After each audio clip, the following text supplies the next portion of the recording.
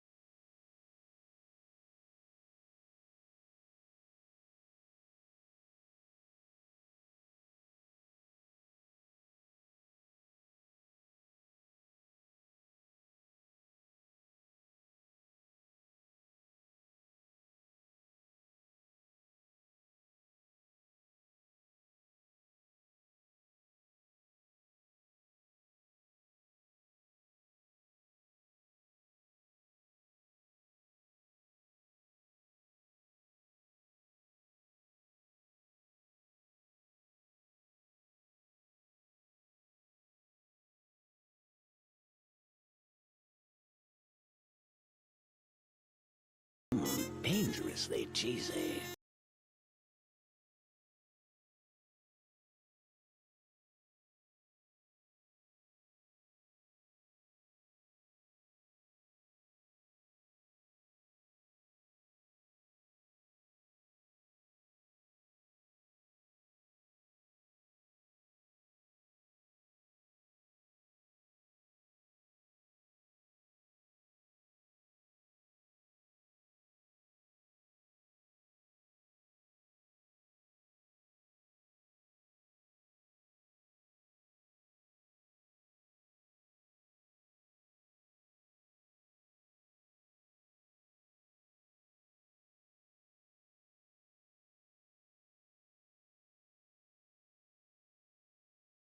Dangerously cheesy.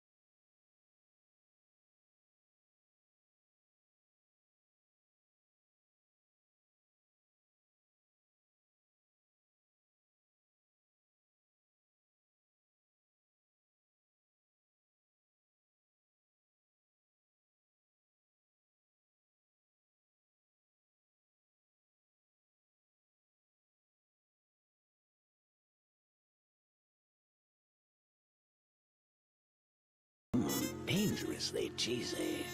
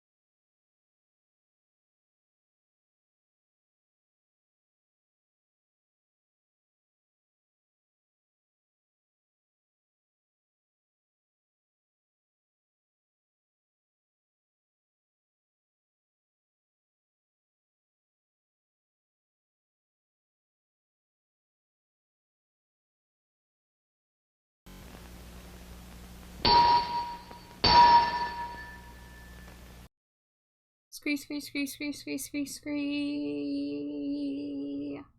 Wow. Scree. Wow. Scree. Hi, I love you. I scree, you scrawl, we all scree for hee-haw. Yeehaw. Is that anything? I mean, it's something. I don't know if you want me to say more than that. Is it good? Everybody, welcome to our show. Slimy Jade, answer the question. Is it good? No. Wow. Yeah, I scree, you scrawl, Atlas cause. We got a good thing going on in here. Yeah. Yeah. Yeah. Yeah. Every so often, a car rebuilt to look like the monster, I'm gonna butcher this, Koach from the Dragula video will go on sale in Oh Sweet I Temptation. think it's just Coach Coach. with a K. See, I told you I was gonna butcher it. Man, you're right. If I'm self-aware before I commit the mispronunciation, does it count? Anko 5. Shut up. It was Anko V. That's what I thought That's it right. was, yeah. Anko. I would have probably been smarter if I thought it was Anko 5. Yeah.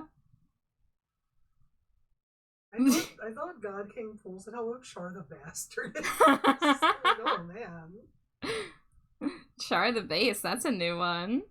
Hello, hello, how you doing?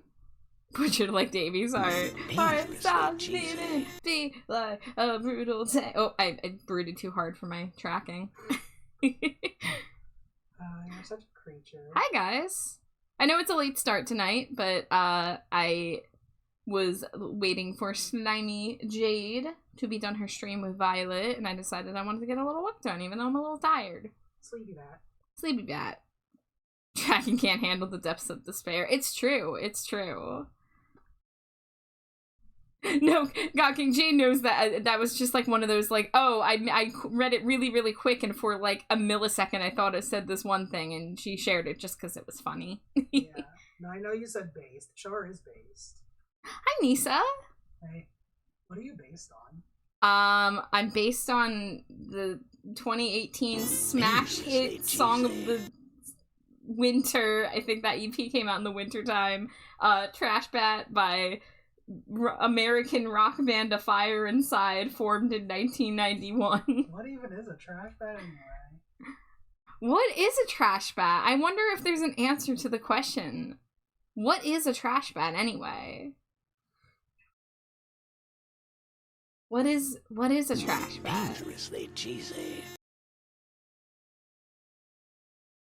I'm just gonna let that lead hang out there. There's Cheetos, there's smooches.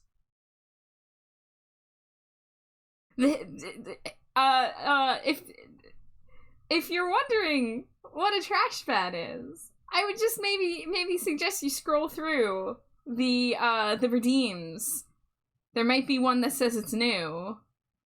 That's all. They're gonna redeem everything but. Yeah, they sure are. Hug the giant pumpkin. Become a bat. Wouldn't you like to know, weather boy? Yes. Wouldn't you like to know, weather boy? I was just introduced to that last night, and I was crying from laughter. I come out, so I I added throw it to the stream. trash It's an all over older meme. the ring. Oh, and dude, then I do I have start eating more behind garbage. it. That wasn't just a random kid. That was in fact. What you gonna do about it, pink shoes? What are you gonna do about it, pink shoes? That was the son of the weather guy, but he didn't know he was gonna say that. That's even better. But apparently that weather guy is known for being kind of like a little like quippy, so people thought that his son was going to be the same way. But yeah, they didn't agree on like what was going to be said. It was just a, hey, I'm doing this weather report really close by. You want to show up? Yeah, sure. And then he decided to say that. So it was still a little unplanned. Yeah. But then the guy immediately says, "Where are your parents?" Yeah. And then calls the kid sketchy. It's his fucking son. Yeah. Even that kid was sketchy. Yeah. It's an older meme, sir, but it checks out. Look, I have entered the 30 or 40 years old bracket. I am allowed to use old memes to scare the young children off. Yeah, Violet, cut your hair. Yeah, Pavement's good. I need to listen to more Pavement, TBH.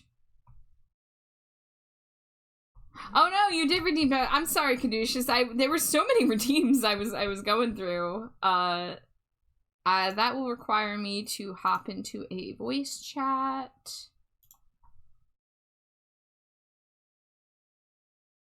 The bat process is very slow and painful for me.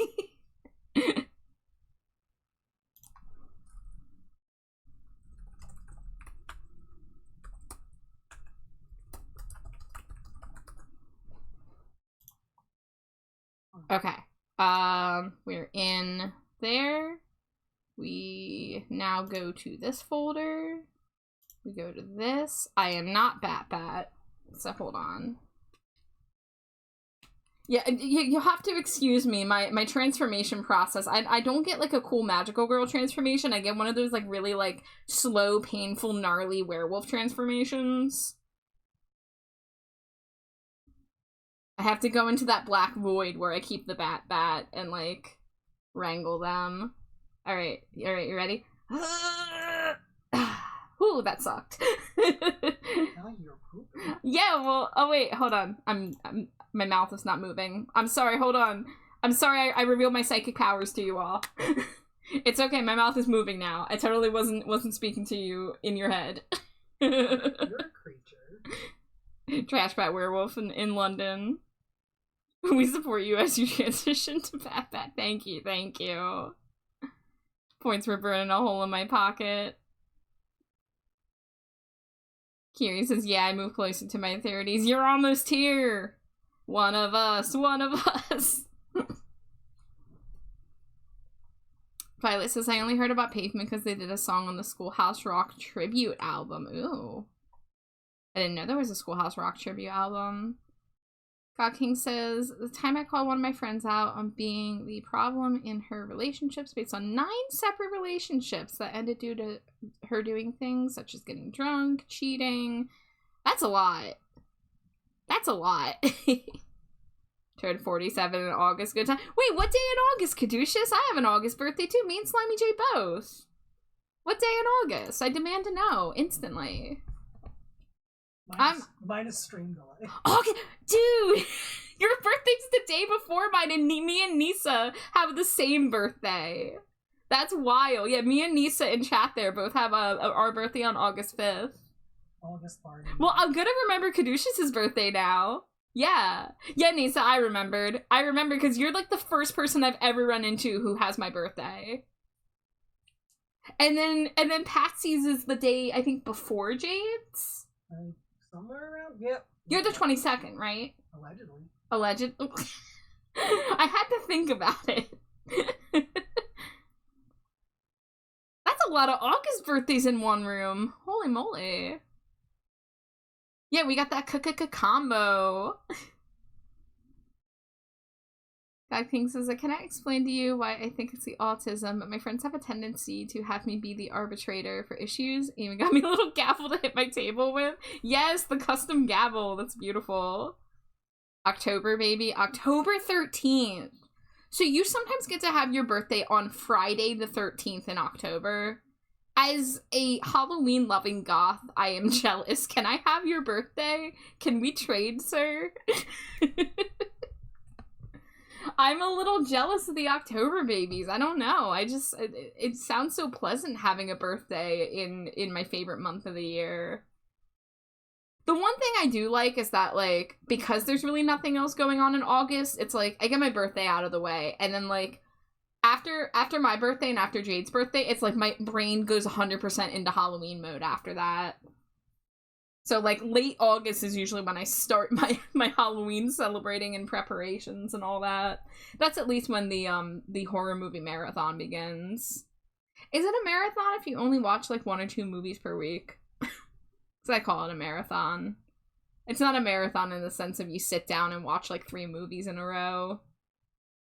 The second a leaf falls. Yes! The second you feel that just, like, little bit of chill in the air. That first orange leaf, that's the good shit. I really loved my community college campus because the trees were so fucking vibrant, but there was also always this one tree that would be like all the other trees wouldn't be turned yet, but there'd be this one tree that was like, it's fall, bitches, and would be like completely orange. I'm like, that's me. That tree is me.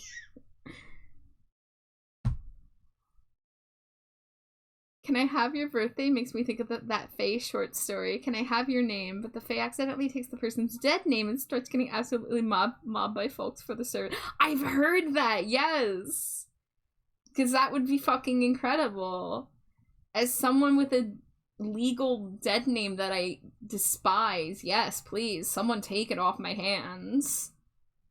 Do any trans girls want this super common female name? Go ahead and fucking take it. I beg of you. Take my tits for the weekend while you're at it. And I'm not talking Twitch integrated throwing system. Okay. I didn't thank everybody for the Cheetos yet. Let's go through the list. There were smooches? I didn't even see the smooches. And a Hug the Giant Pumpkin. Oh my goodness. Okay. Well, congrats Amari on the first Cheeto, who is live. So congrats Amari for coming in immediately, even though they are live playing Stardew. Dangerously cheesy. Thank you, Jimmy, Nisa, Slimy Jade, Wow. Atlas, Maddie, Patsy. There's the Smooch Device, there's the Hug the Giant Pumpkaboo. Thank you, Kiri. And thank you, God King. Alright. So I owe Slimy Jade 11 smorches? Yeah. Alright, ready? Yeah. Mwah, mwah, mwah, mwah, mwah, mwah, mwah, mwah, mwah, mwah, mwah. You threw an extra one in? Oh gosh, I'm so lucky. Alright, we got a Hug the Giant Pumpkin. I'm not prepared. Hold on. Hold on.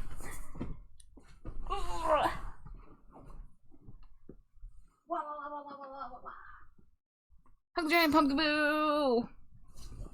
Yes. You're staying over there though, sir. Oh. Another smooch to wife. Hi, Drago. Dangerously cheesy. Oh, my my boob's gonna be a little off. The head pat sort of works. But hi, Draco. It's good to see you. Petting the tuft. Yeah. I love that people have told me in recent times that the tuft is like one of the most memorable parts of my design, and then I tell them it's my pumpkin boot tuft, and they're like, "Oh my god." Char is wonderful. Jade is wonderful. Ooh woo. Oh, Drago. You are right. Jade is very wonderful. What am I doing? You're wonderful. That's what you did. I'm just a shrimp. You are a shrimp, it's true. Okay, are we caught up on redeems? We had some sound redeemed. We have the Cheetos. Okay, yep, I think we're good. Yeah, so a little bit of a late start, but I want to get some work done. I did work on some of these offline, so what I have left to do in this batch of 8 emotes is the hair shading for the 2 emotes with the spiky hair. I also have just like some final touches to do. Like, for example, on this one, I added a shadow layer to make it more dramatic. So I'm gonna go ahead and shade the eye whites to match as well. I guess it really doesn't need to be on multiply because I'm shading white.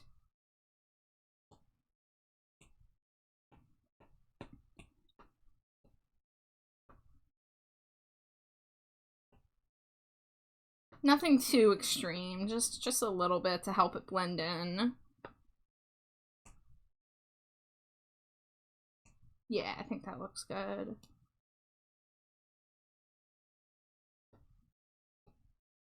Sorry if this this track's a little intense. I do really like this EP.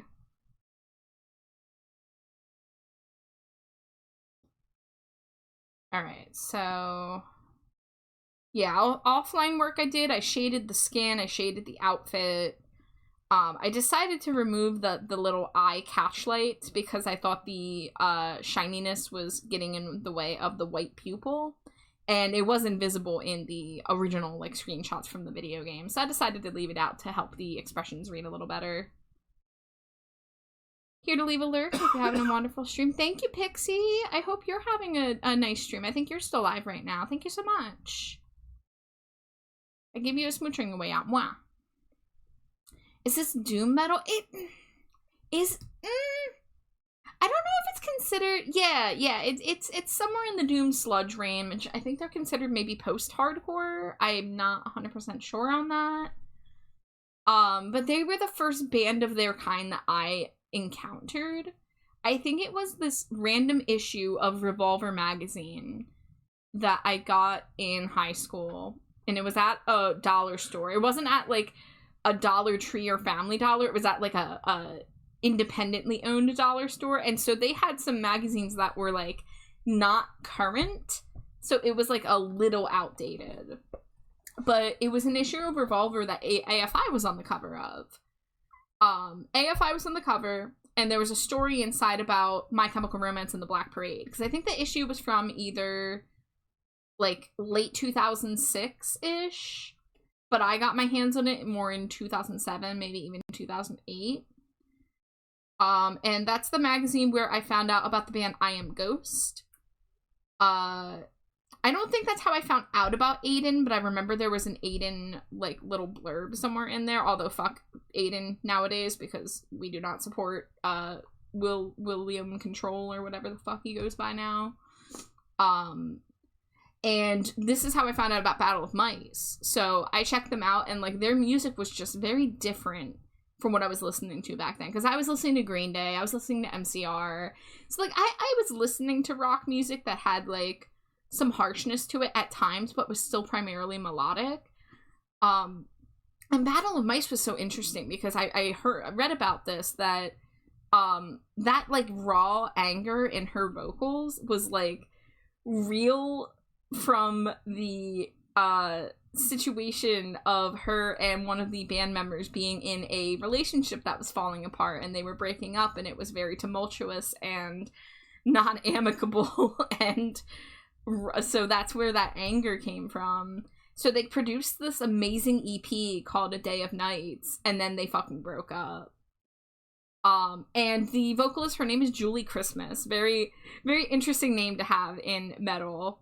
She did a solo album. She's been on some other albums. But I've just always been really, like, connected with this EPs because it was, like, my first time in interacting with music with, like, that kind of intensity. Took me an hour to show off one of 5 decks, just having a smoking bathroom break. Hell yeah. I like Ulcerate because of the Atmos Sludge tendencies. Ulcerate does so good with the Atmos Sludge stuff. I will have to... I'm gonna write that down. I have some tabs open because I was watching a video last night. I'm not sure if anyone here is familiar with the YouTube channel Trash Theory. Believe it or not, me, Trash Bat Char, loves a channel called Trash Theory, specifically a music channel who talks about all the kinds of music that I'm into, and does these, like, historical deep dives. And I was watching the video, it was on the history of proto-synth pop, so the history of the synthesizer and its introduction into popular music before the late 70s and early 80s when it, like, blew up. Because synthesizers were pretty prevalent in the 70s, but they were even around in the 60s and 50s. Like, the very, very first use of the synthesizer was in, like, 1939. But, you know, it wasn't quite the synthesizer that we know today. And then, like, the Moog was introduced in, I believe, like, the mid to late 60s. And it used to be, like, really expensive, so not that many people could use it. But, like, you know, the Beatles would use it, and, like, you know, other big-name acts. But... yeah, it was just an interesting thing, and there were some albums that I wrote down that I wanted to check out. One was called Oxygen by Jean-Michel Jarre. Probably said that wrong.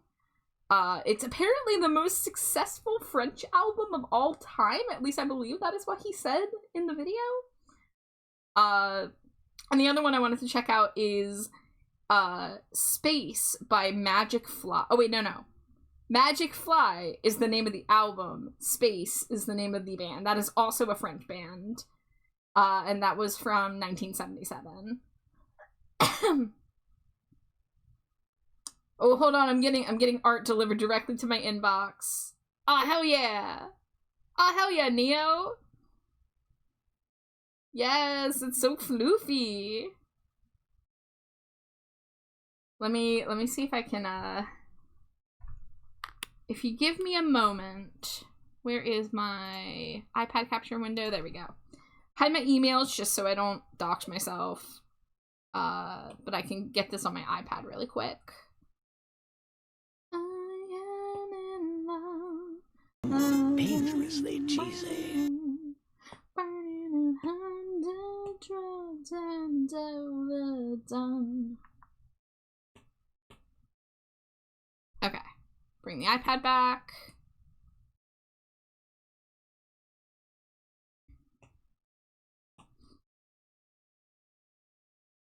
Look at this! Look at this bean! Look at how fluffy. I love it. Right? Beautiful. Yes. I'm almost like, I look like a pom-pom almost. I'm very, like, orbular.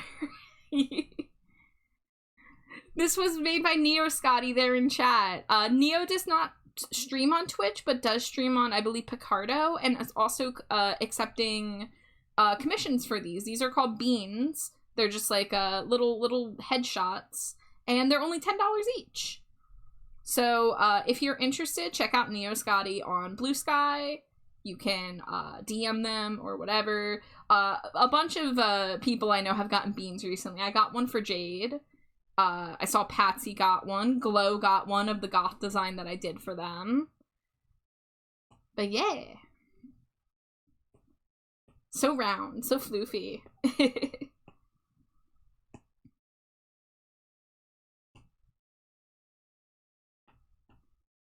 Yeah, I love it, Neo. Thank you. Oh yeah, Patsy, you did get multiple. I forgot you got other OCs. Hey, Zero Confidence. Welcome in. Oh, yeah, I was writing down the name of the band that Drago was telling me about. Scrolling up. Ulcerate. Alright. Let me write that down. Because as I said, I had some albums open in my mobile browser, so I'm going to add that to my list when I decide to add those all to like my Spotify or album of the year or whatever I end up doing. Ulcerate's extremely heavy. They also have heavy technical death metal elements and are extremely dissonant.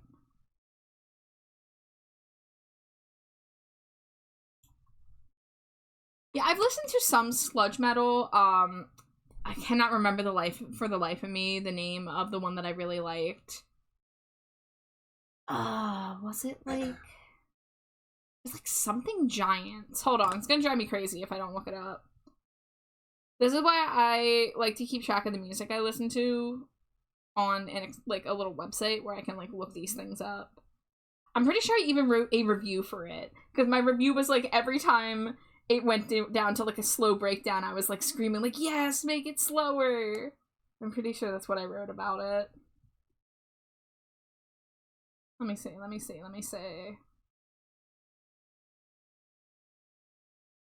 There's Battle with Mice. I'd love to review for Battle with Mice.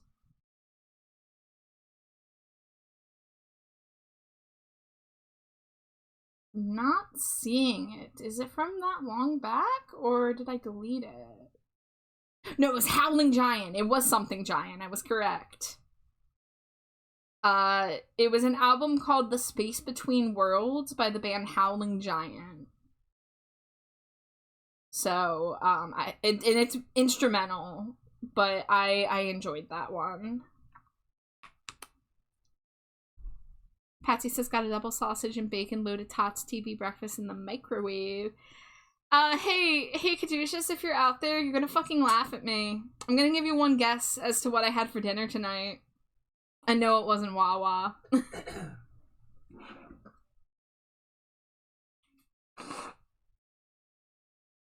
Is this your true form, biblically accurate chart? And this is my werewolf form. I changed from trash bat to bat. Because it takes me forever. Oops. Because it takes me forever to pull up the avatar. I was telling people it's my like painful werewolf transformation. I don't have one of those cool, pretty magical girl transformations. It's actually like gnarly and terrible.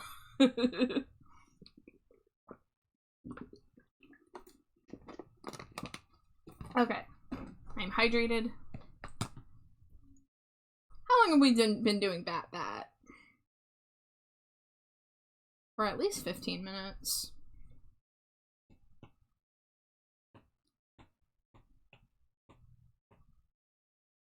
Alright, well, hopefully we can breeze through finishing these emotes, because I mainly just have to shade the hair on 2 of them.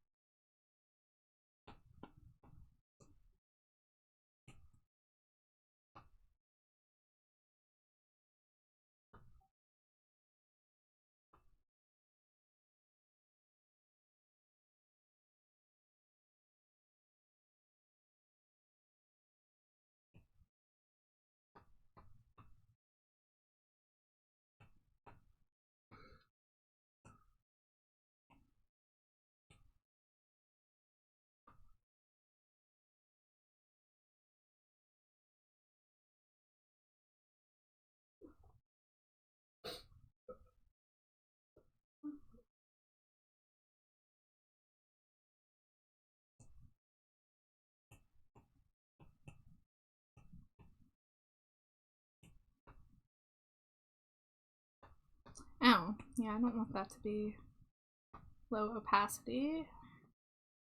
There we go.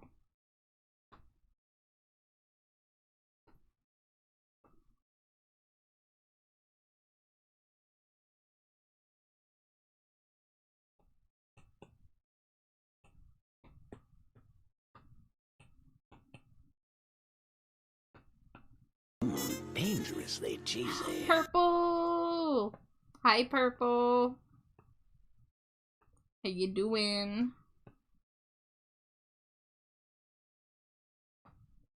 I hope you all are following Purple by now.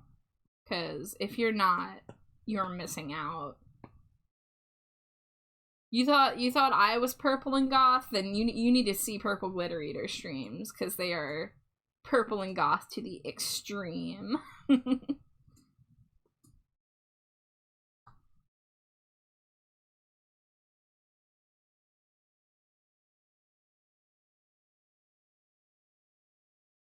here since offline chat. I forgot my Cheeto. I thought I saw you. I thought I saw your avatar on my starting screen right when I started.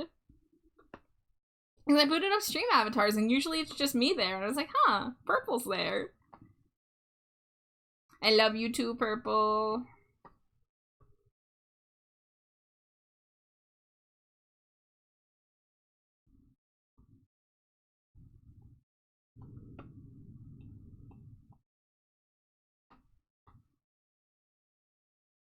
I'm honored that you would be here before I even knew I was going live for sure tonight. Because I forgot Monday night is when Slimy Jade plays Super Lesbian Animal RPG over on Violet the Cow's channel. So I was doing some offline stuff, but I really wanted to get some art done tonight. So, I mean, obviously I can work on art without streaming, but I like streaming art, so... You like all the weird little people on your computer. I love all the little weird freaks complimentary in my computer. You guys are awesome.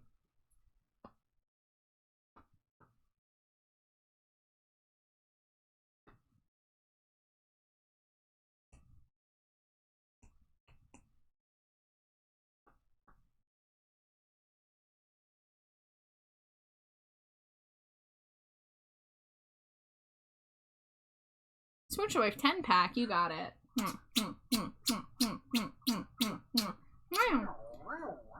I think that is a good place to close Bat mode. Let's get my drawing tablet here.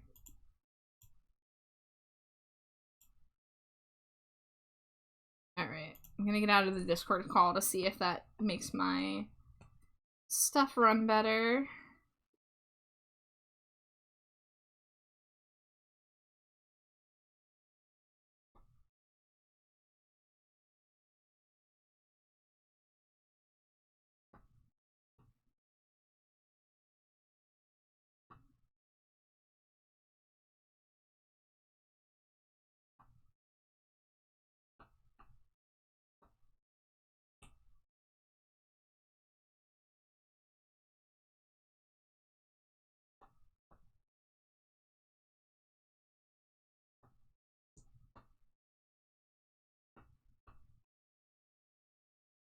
Oh, is the ear gonna be visible over there?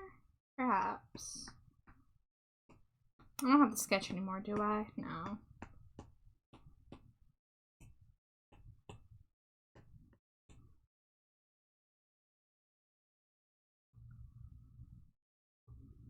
I think if the ear's visible, it's like barely visible.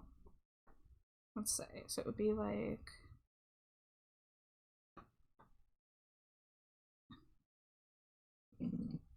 Oh, it's like right where the eyelashes would be.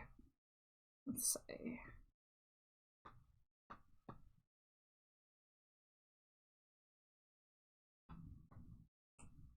Let's see how this looks.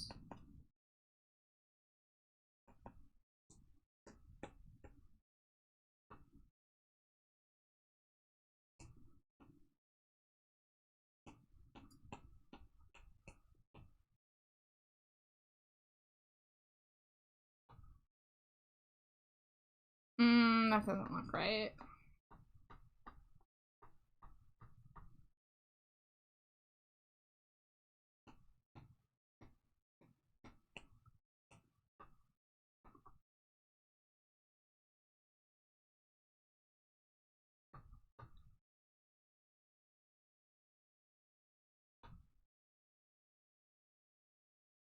That looks a little closer.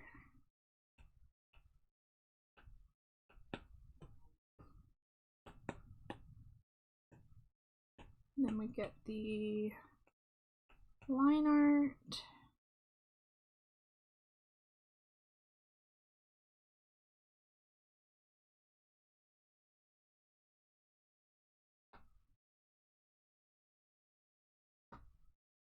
And then this would be shaded.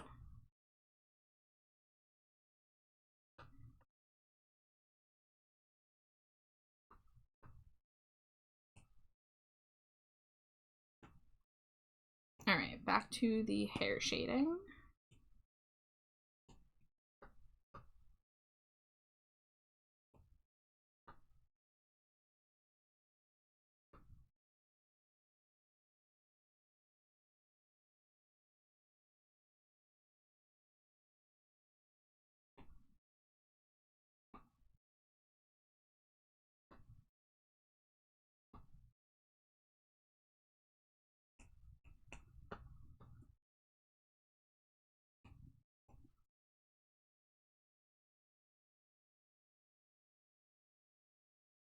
Maybe instead of that, since the opacity layers a little too much on that, we want one that doesn't build. I don't want that to be totally black, but I want it to be darker than what's in front of it.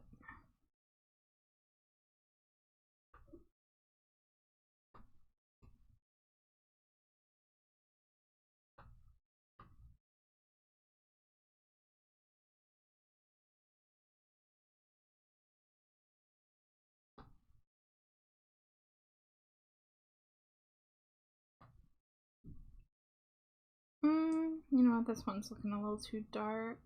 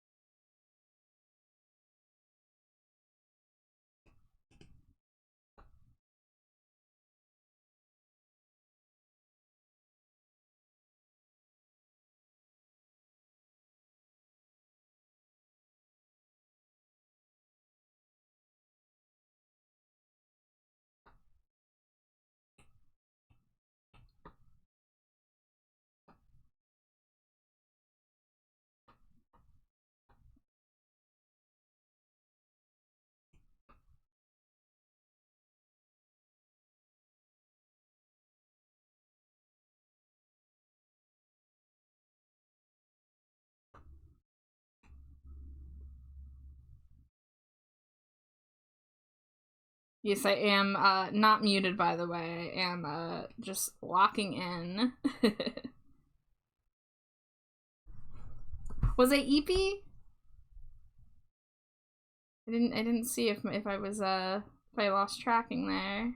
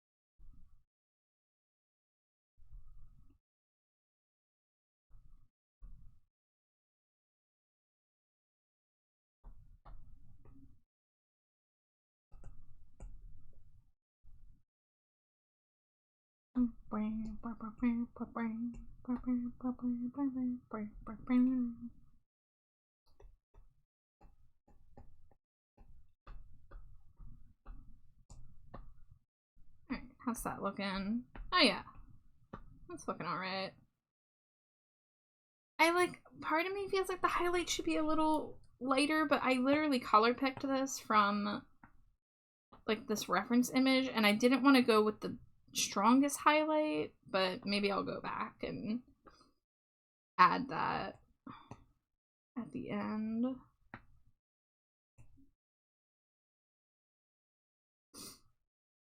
I guess I'll bring this as my reference for this one.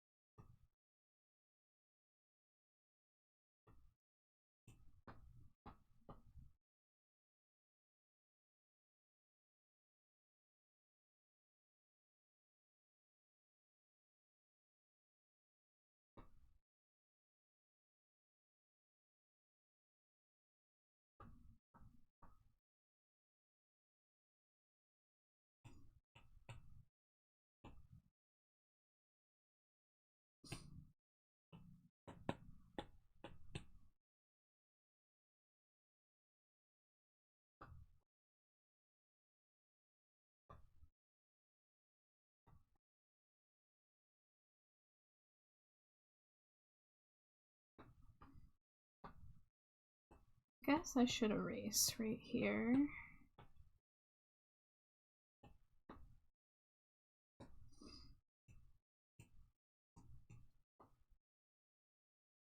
Oh, one color.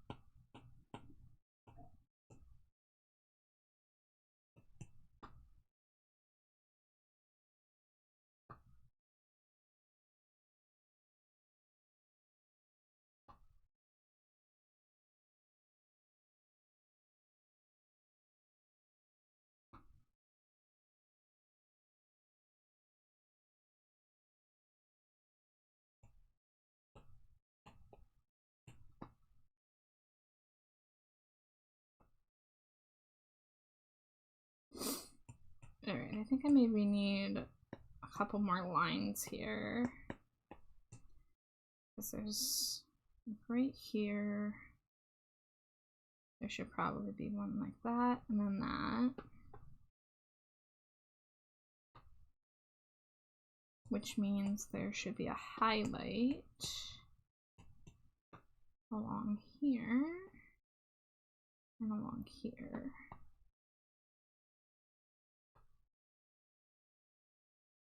And then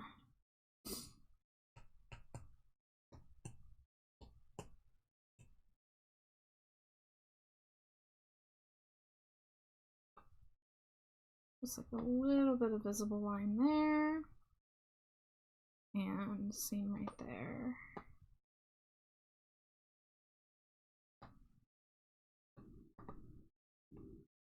Oh, hell yeah, choir boy.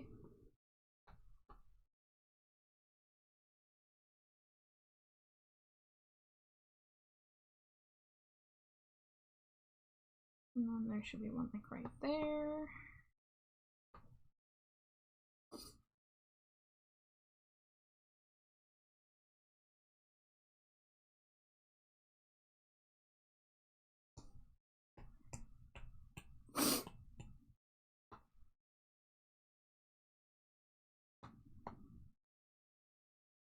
Yeah, I remember this emote in particular was one that I was struggling with because of where it zoomed in. I was having trouble defining the shape of the hair.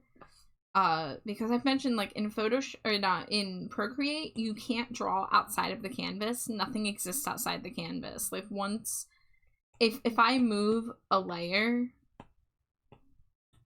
and make it hang out of the canvas like this and let go of it, when I go to move it next time, it's been chopped, right? Like, anything that goes out of the bounds gets deleted. And this because the iPad is only so powerful, and documents would be way smaller if they had to account for space outside of the visible canvas.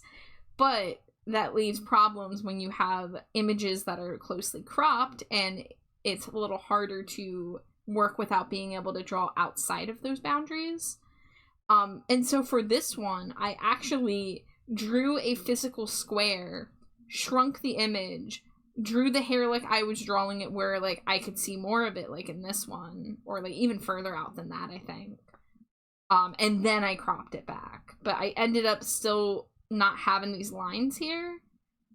So I'm bringing them back in just to, like, help it not look like a big blob. So it might not be, like, 100% accurate, but it at least has a little bit more definition than if I just left it all blank up there.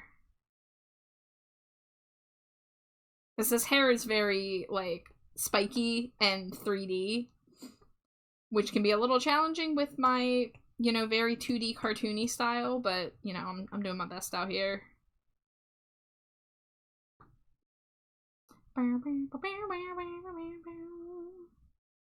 Shadow, shadow, shadow.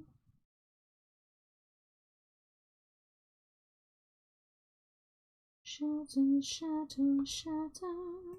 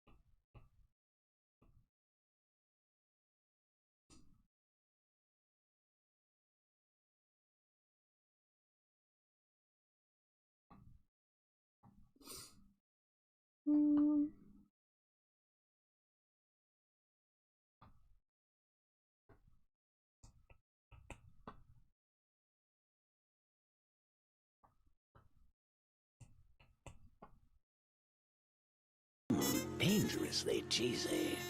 Hi, Simon King. Thank you for the Cheeto. How are you?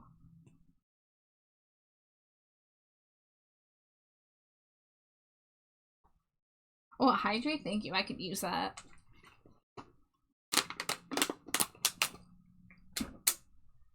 Slurp, slurp, slurp.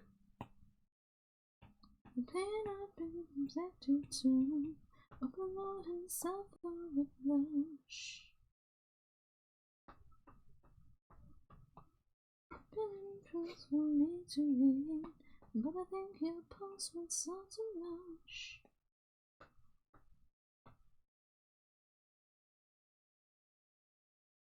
Okay, kind of sleepy. Same here, to be honest.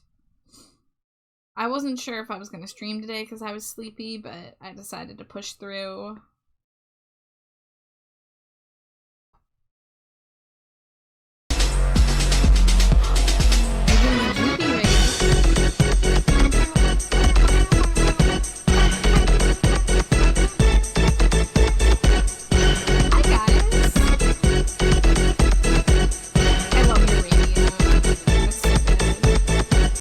Welcome in, Raiders! Welcome in, Juby! How are you? How was your stream? It was Marvel Rivals night. I hope you rivaled so many marbles. I hope it was a Venom twerk fest. I don't know, that's what I saw last time I watched you play Marvel Rivals, and it was a beautiful, beautiful sight. Welcome in, Raiders. For those of you that don't know who I am, my name is Trashbat Char. You can call me Char or Trashbat. My pronouns are they, them. I make a lot of art. I sometimes play games. I eat a lot of cheese. And I smooch my wife Slimy Jade a whole lot. Wow. That's a freebie. You can pay to make a smooch.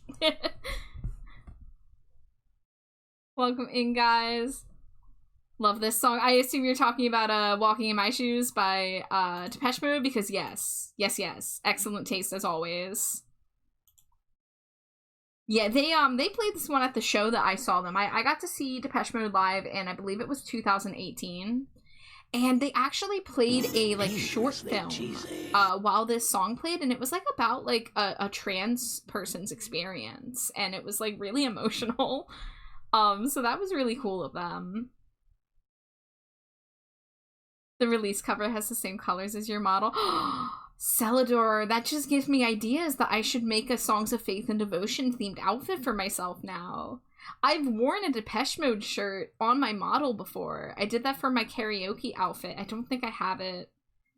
I doubt I have it on my iPad. Let's see. That would be this folder. No, I cleaned that out.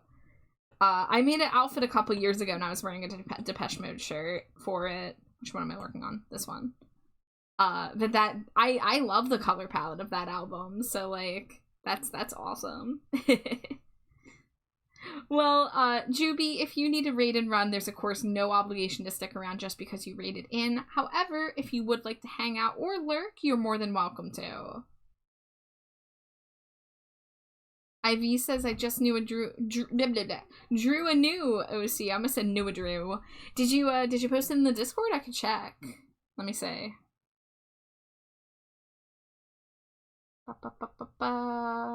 Share your art. Ooh, new post. This is not my Dragon Ball character. So this is a commission I'm working on. I can show you the ref sheet.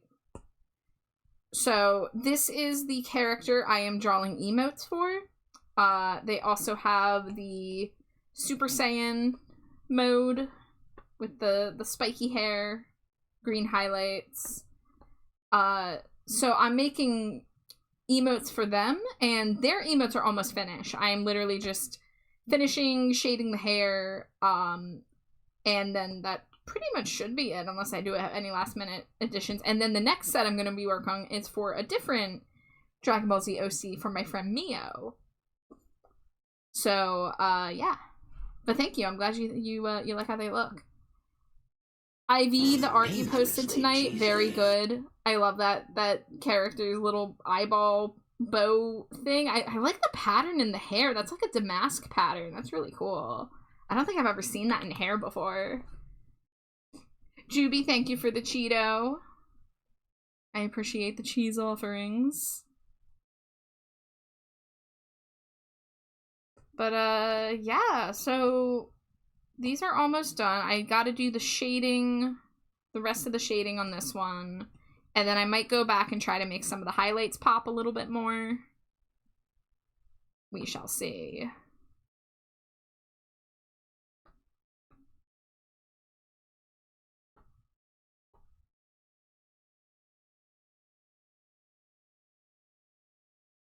Whoops.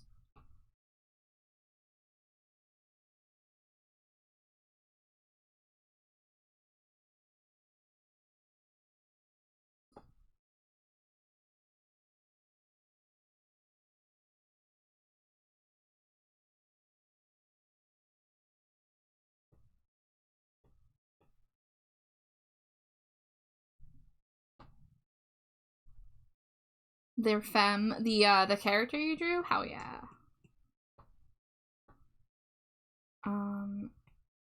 Is that the top or the bottom? Oh, that doesn't help. I don't need that anymore. Oh yeah, that side of the face is cut off. We'll just go ahead and place a highlight here.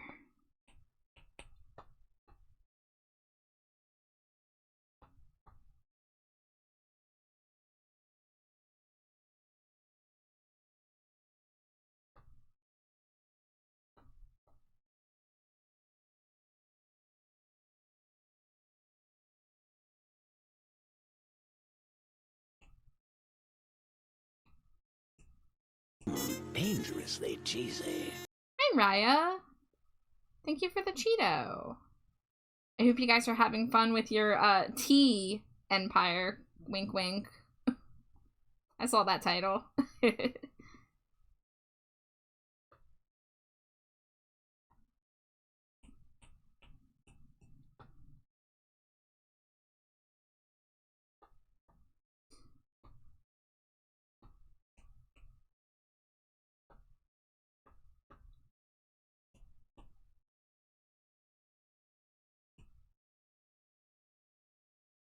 Tea empire going well. Hell yeah. Excellent.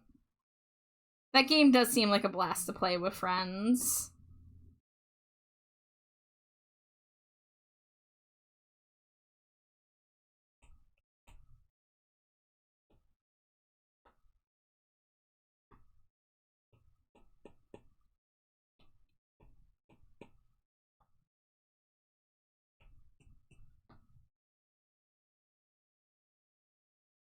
Man, I like these, like, percussion instruments going on in this one.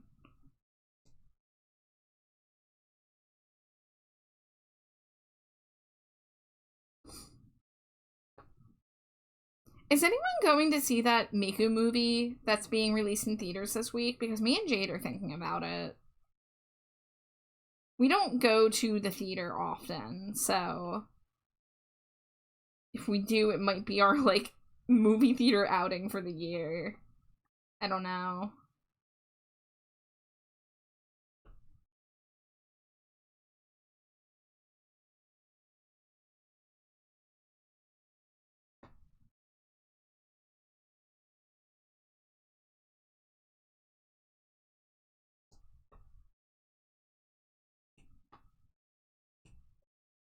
Whoops.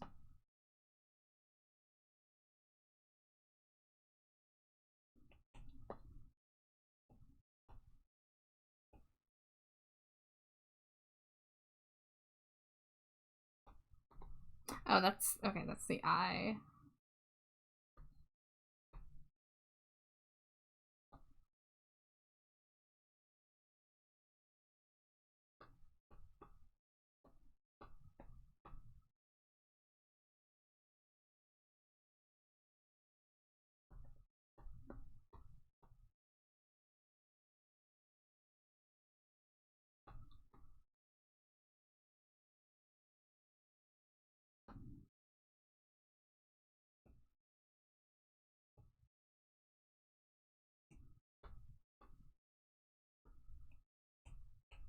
Alright, we do have an ad break coming in very shortly here, so I will be taking a short BRB, so no one will miss any content. It's a great time if you need to get a water, take a break, whatever you want to do or need to do.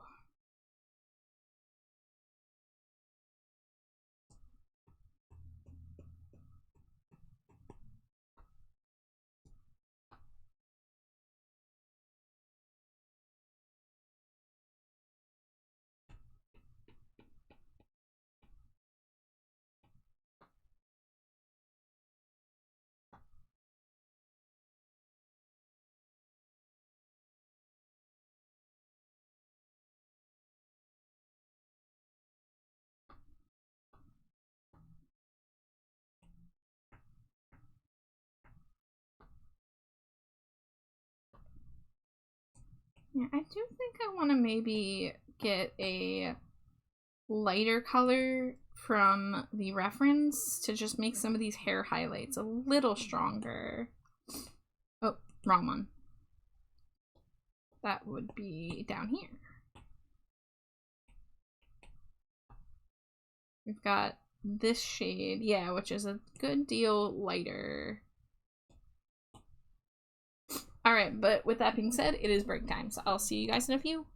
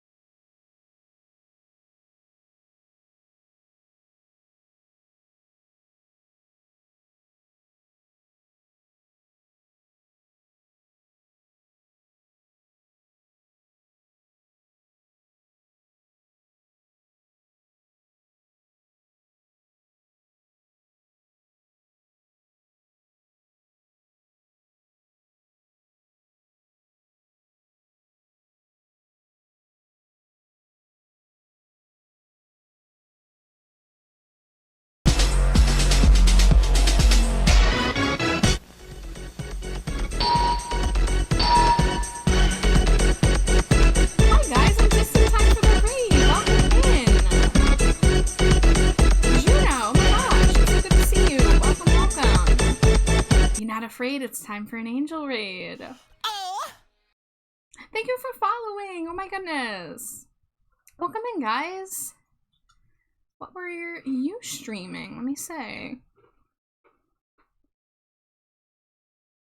I don't see my auto shouty. There it is. There it is. Okay, you were doing art as well. Oh, thank you for the hydrant. Thank you for the stretch, Ninja Fire. Well, first off, welcome in, Raiders. For anyone meeting me for the first time, my name is Trashbat Char. You can call me Char or Trashbat. My pronouns are they, them. I make a lot of art. I sometimes play games. I eat cheese. And I smooch my wife Slimy Jade a whole lot. Wow. So you were also working on art. Do you know if you would like to pay the art tax and share what you were working on? You're welcome to drop a link in chat. If not, no worries. I know that sometimes if something is a work in progress, you don't want to share it yet. Or maybe, you know, for whatever reason you have. But if you would like to share it, I would love to see what you were working on. We are doing commission work tonight. I am working on a batch of emotes for somebody with a Dragon Ball Z OC. I'm actually almost finished them. I'm literally just putting in the final touches on the hair shading. I was about to go through and make the highlights pop a little bit more because they seem a little dull to me. And I have another character who I'm going to be doing the same for. I'm not sure if I'm going to get started on theirs tonight or if I'm going to work on a different commission once I finish these emotes. But we're almost on the home stretch for this batch. And we have 11 wife smooches from Patsy. Mwah, mwah, mwah, mwah, mwah, mwah, mwah, mwah, mwah. Wow.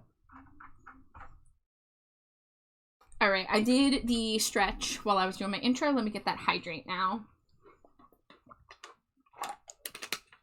Start. While I was on ad break, I grabbed a new flavor of Doritos for me and Jade to try. We're splitting a bag. They're called Late Night Loaded Taco. And they do indeed smell like loaded tacos. like they smell like tomato. They smell like seasoning. I think in the ingredients, we've got some garlic powder, tomato powder, onion powder, sour cream, paprika, Swiss cheese. They don't taste cheesy enough. It's too much meat seasoning and not enough cheese seasoning, but I'm also a cheese freak. I'm sure if you made actual nachos with these, they would fucking slap. Like, if you actually melted some real cheese on these bad boys in the broiler, I bet they would go really hard. You gotta keep that in mind. Yeah, I'm keeping that in mind. If I see them at the store again, we'll do that next time. But we just wanted to try them, you know, as intended. I've never made nachos with Doritos, but I'm sure it fucking slaps. Oh.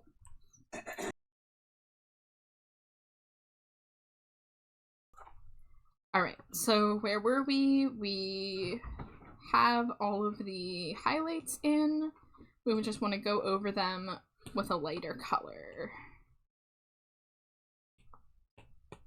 Maybe instead of using my marker brush, I'll use this brush. Yeah, because I don't want to get too strong with it. It's going to be more just like painted over some of the ones that need it most. Glow! Hi, Glow! I love you so much, too. Guys, if you did not know, Glow the Succubus is my model parent. Did the art and the rigging for this lovely model that you see flapping and blinking before you. And Glow is an incredible, incredible streamer and artist who you should absolutely be following if you are not already. So Scree, do it if you're not. We love Glow. I love to be Charfield and Batmax. So true. Guys, last night, Glow did a 5 a.m. art, or 4 a.m. art stream, and had me out in my undies on their stream, and I was so embarrassed when I walked in there. So they put a little towel over my body and drew blush on my face to show how embarrassed I was. Because they were working on art for me, and the reference image they had was for some reason my half-naked version. I think I gave Glow that in case they wanted to draw an outfit for me. I'm the trash man. So I think that's why they had my salacious trash pics. all over the ring, and then I started eating garbage. Hi, Sarah. Guys, you should also be following Porcelain Sarah. Do it. Do it if you're not. I command you to. I love that emote that Purple did for you, Sarah. It was the first one I had on my phone. Oh, Glow, so you're telling me you've just been carrying around a picture of me in my undies on your phone for months now? And this is how I find out? I love you, Glow. You're allowed to have my embarrassing pics. That embarrassing snapshot of SpongeBob at the Christmas party. Sorry, I had to do my ending stream stuff real quick. Was doing lore writing with chat, and then I was doing model touch-ups to go with the lore. Hope you're having a good stream. Juno, you don't gotta apologize for that at all. You know, I know you were streaming, you were busy, and if you got a raid and run, there's nothing wrong with that, for sure. If you have any of the model touch-ups you want to share, if you have any art at all that you want to share in chat, I do allow links. So if you want to pay art tax, please feel free. I think I remember your the last version of your model that I've seen, so I'd be interested to see what changes are being made to it. But I love your art, and I'm happy to have you here. So thank you so much for rating and following. I appreciate it. Okay, yeah, those highlights are be popping a little bit more. So let's go through and do that quickly to the rest of these. Because this is a little different hair shading than what I usually do. Because I usually like to do my shiny little layer of like the reflective light in like a band, and then I like cut away into it. But then like this hair's so like choppy and angular, I had to like do it by individual strands.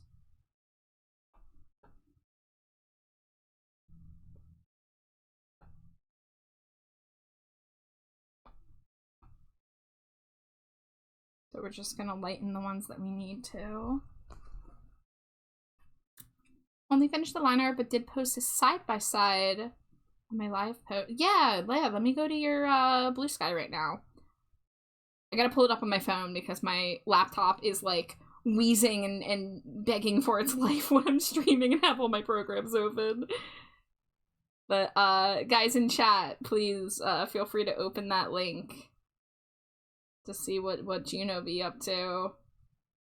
Oh, Juno, that looks so good. Oh, the frickin' the like fishnetty stuff on the legs. Dangerously cheesy. Oh, I love your goopy halo. I love the wings. This is so good, dude. This is so good. No, I have been like quietly admiring your stuff for a while. Like I see your stuff and I also see like Inky Harpy stuff, and I'm just like, man, they're so cool. I don't know if Inky knows this, but I actually, one of my PNG models was inspired by their art style. What is it? Ah, my bits! Hi Jay. Thank you for the biddies. How you doing, Jay? Thank you for the Cheeto. Nom nom nom nom nom. I just leaned over to try to reach the Cheeto on screen. Like my model had the ability to stretch halfway across the screen. I'm so stupid.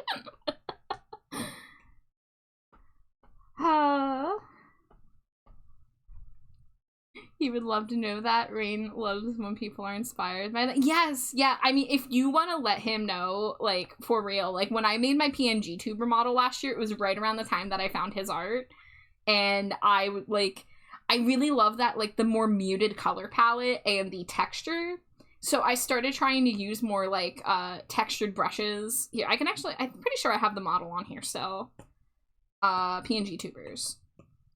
Like, I didn't go fully out there with the desaturated, but I did make it a little more muted than, I mean, like, you can see in comparison to the colors on my Live 2D model that Glow made for me here. And I did a more, like, chalky kind of, like, texture when I did the shading and stuff. That was, like, I remember, like, for a fact, that was me looking at their art and being like, ooh, man, I wish mine looked like that. So, yeah. Just pass that along. Wink, wink. I did get a YCH from them one time too, and I really enjoyed that. It was the little shy guy. Let's see, where am I? I am painting highlight additions onto hair. Jay says made a few new postcard designs. If you haven't dropped them in the Discord yet, Jay, I would love to see. Oh, hold on, no, come back. There it is. Wanted to make sure I liked that. There we go. Yeah, but Jay, if you want to share that in the Share Your Art channel in my server, I would love to see. Hey, Shiva. I was lurking your stream earlier, Shiva. I don't remember if I ever said hello. I forget sometimes. I was watching what you were working on. I'm doing pretty good. I was sleepy, but I'm a little more energized now that I'm like live and doing my thing. So I'm glad that I did go live. But yeah, we're about to wrap up on half of these emotes, because it was 2 emotes commissioned at the same time. Well, 2 batches of emotes commissioned at the same time of similar characters, and I decided to do it 1 character at a time. So I'm just going through and lightening a few of the hair highlights to help them stand out a little bit more. But we have 8 emotes for this character, and then we're gonna have 8 more emotes for another character, which my iPad be lagging, so give it a moment. There it is. Oh, you finished your panels? Hell yeah, that's awesome.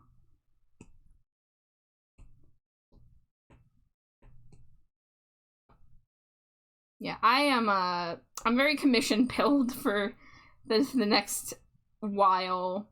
So, at some point I should probably give myself a break and do a non-commission art for myself, but I have so many things on that list that I don't know which one I would want to, like, prioritize. But I want to get more progress on my commission queue before anything else, because I don't like keeping people waiting too long if I can help it.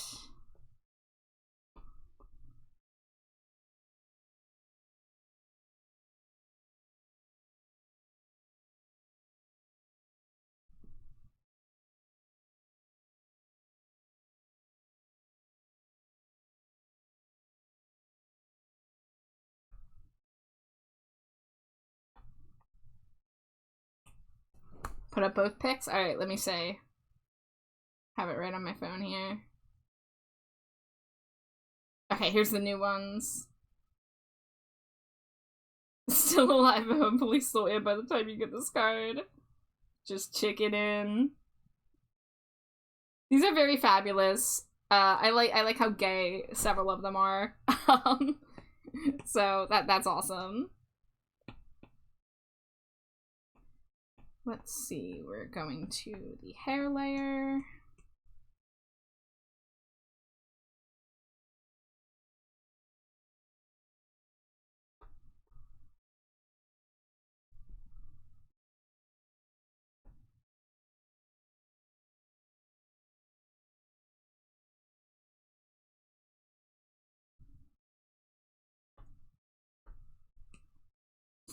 My favorite's the giraffe or Squidward. Squidward's one of my favorite too, Jay, because I love that scene. Hello, hello, hello, hello.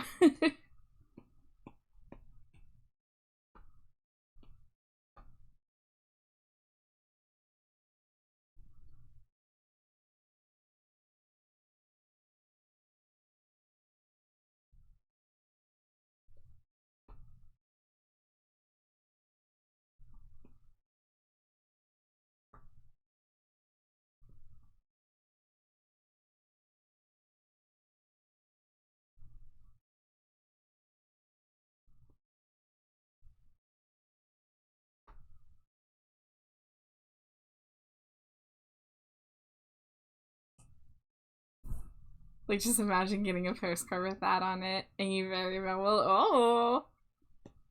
Hell yeah! Let's see, I think I still gotta do this one.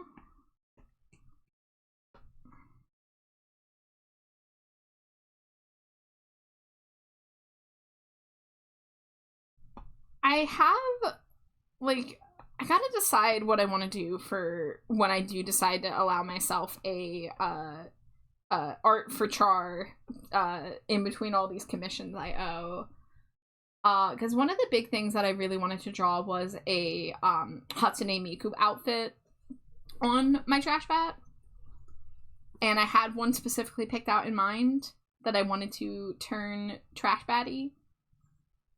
But I also, like, I need more emotes, and I want to get into animated emotes. I haven't been using my animation program like I had hoped, because I just haven't, you know, had too many commissions for that.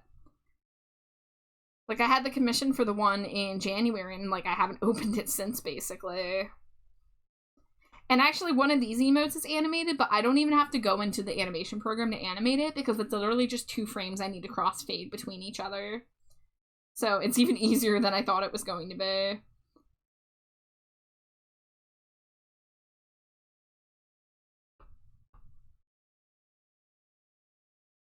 Good old Easy GIF. Yeah, you know it, Glow. You know. Easy GIF is our savior. Okay, so the only thing I really have left to decide is, do I need to do any shading on the around the eyelashes to help them pop? Because on one like this, for example, you can see the eyelashes on the right really easily, but then the ones on the left get lost around the hair. So like, let's experiment for a moment. Bless you, Slimy Jade. Thank you. Like, what would happen?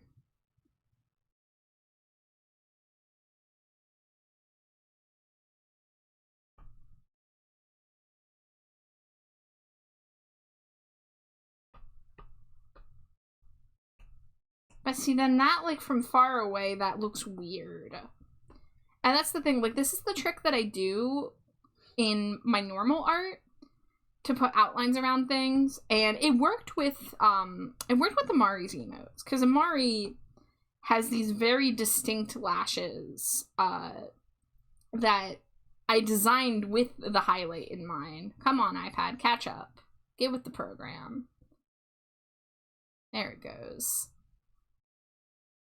So I think these worked for Amari's, but I also used a colored outline that, like, matched their color palette. But this character's design doesn't have a lot of color. It is pretty much just, like, off black. So, I mean, the eyelashes aren't the most important part. And for an emote like this, like, yeah, the eyelashes are getting lost in the hair, but the other one is so crisp that, like, it's fine. Now, do they pop more in the regular design? So, I mean, yeah, because when you're looking at the character head on, their hair is not in the way of the eyelashes. It's when you have them both chibi-fied and turned to the side in one direction. And, like, this one I didn't even put the eyelashes because they were looking weird. And this originally, this emote, the eye shape, come on, the iPad is being so slow. I'm sorry that I'm talking about stuff that you can't even say. The eye shape on this one originally was like an egg. But then I made it look more angy because the eyes are so angular that they look kind of weird being, like, turned to be egg-shaped. Yeah, there you go. There you go. 15 seconds later. So, egg plus Angie equals eggy. You're so right.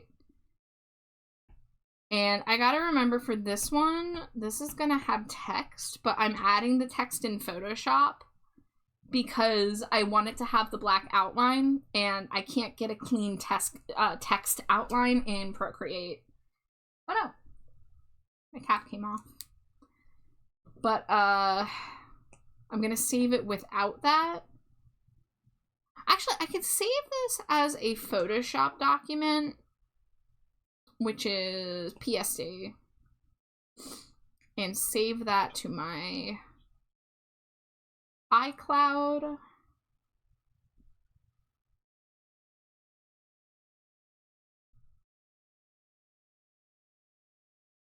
Okay, so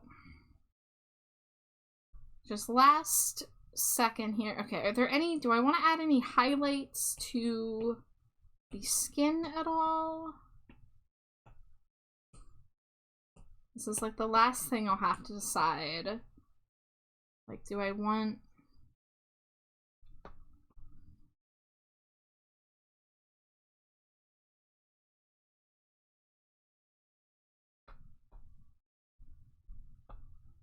That's like barely visible. Okay. What about...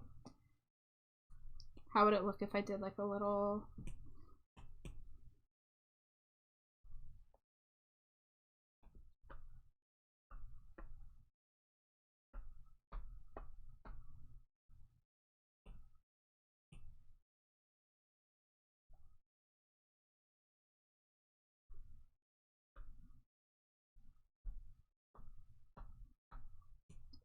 And how would it look with an airbrush? Ugh. I'm so warm right now. It was cold like 2 days ago, and so Jade's mom asked the landlady to turn the heat back on because our heater's fucking broken and can either be only off or only on. But then didn't like look at the weather ahead and see that it was gonna get warmer immediately, and now it's too warm and we can't turn it off. Dangerously So cheesy. stupid. Hi, Kleptojack. How you doing? Welcome in.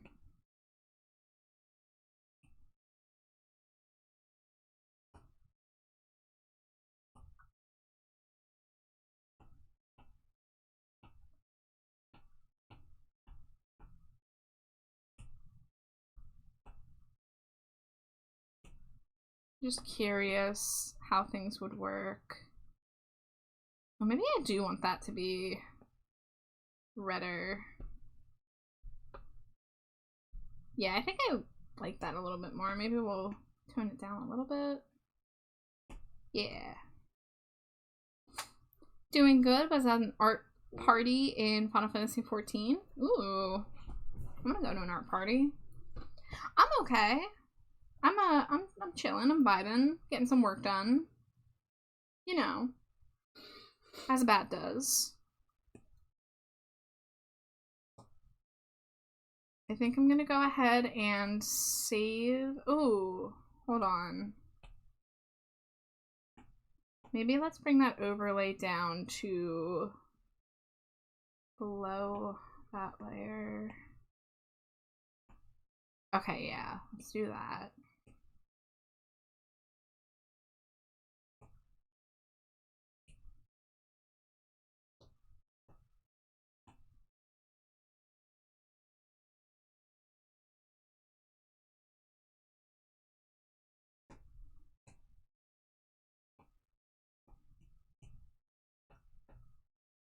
Would you like me to link you the card info? Oh, what, for the art party? I don't play Final Fantasy XIV is the thing, and I don't intend to. I know everyone loves that game, but I can barely keep up with the video games I play already. And also, I think my computer would cry.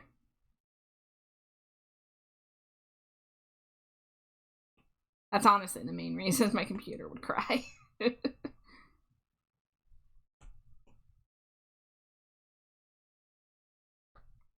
But I like the idea of an art party. I need to do some kind of like collaborative art thing again, like in a group setting. Like last year, we got some people together and we did a paint along to a Bob Ross episode, Joy of Painting episode. And I had a lot of fun with that. It was like an interesting challenge. Oh man, I need this to not be. Yeah, I can just erase it.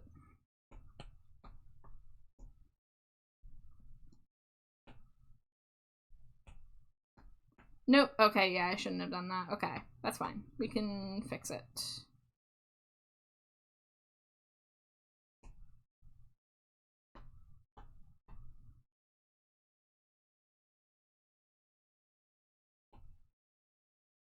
Cut and paste.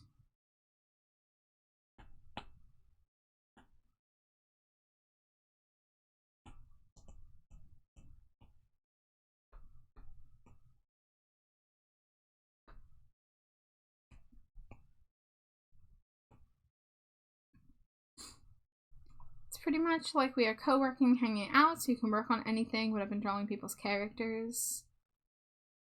That does sound cool. Yeah, I do co-work sessions. Like a lot of times if someone wants to stream art with me, we just kind of work on our own thing. And there have been some times in the past where we used to use the Magma Studio website, and where you can share a canvas with people and draw on it.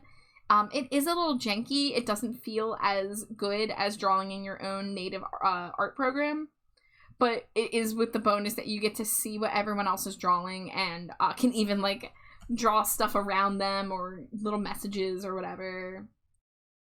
But I'd love to do one of those like things, and I think Shiva was actually one of the people I was talking to about this, where like you take turns, like one person does the sketch and then one person does the line art, and then maybe one person does like the colors. Because I haven't done too much of that. There was one time that I took a sketch that Goblin Idolthoxa did, and I finished the sketch. I did like the line art and coloring for it because I thought it'd be fun. And it was. I really enjoyed it. Like, it, for me, honestly, sketching is the most stressful part of the art. So it was kind of fun to, like, not have that pressure and get to kind of, like, use my brain power for coming up with the ideas for how I was gonna, like, color and finish it. But, yeah. I still want to comment Stinko, but no ideas on what to stink like. Well, you know, that's something that can come as it's made. It, like, people can usually, like, that's like the last step, right? So I'll often start on Stinkos without knowing what the final scent will be, but that's like the last step of the process. But you know, it doesn't have to be like an overthought thing. It can just be one of your IRL favorite things. Like, my bat has smelled like things that just are like either my favorite foods or relate to the concept of the trash bat. Like, I one time had one that smelled like a Wawa dumpster because I go to Wawa all the time and I'm a trash bat, so I thought it'd be funny to do Wawa dumpster. But then the last one was just like smart food white cheddar popcorn because it's my favorite snack and I talk about it all the time. not Cheetos, believe it or not.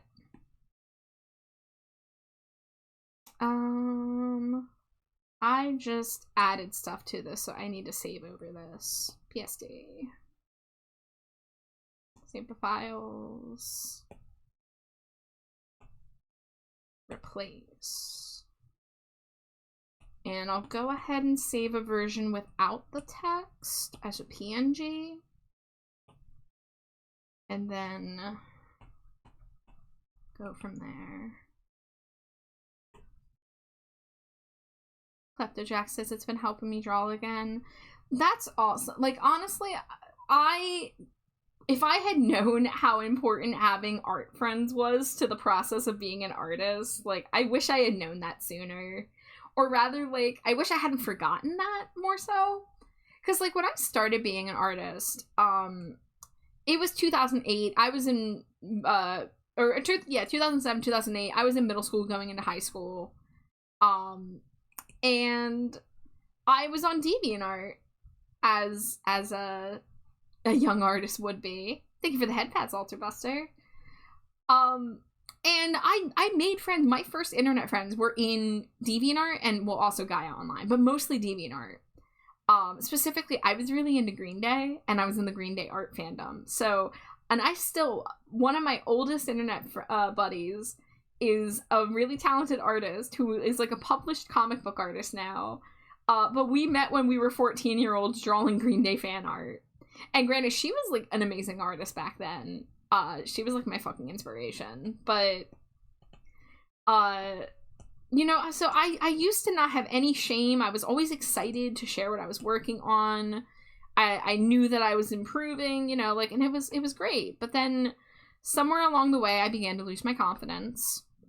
And I started posting less. And then as I got, you know, a little older, like out of high school, and was, you know, considering college, considering art school, I would shut down my old account, make a new username, go to a new account, and I did that like one or two more times.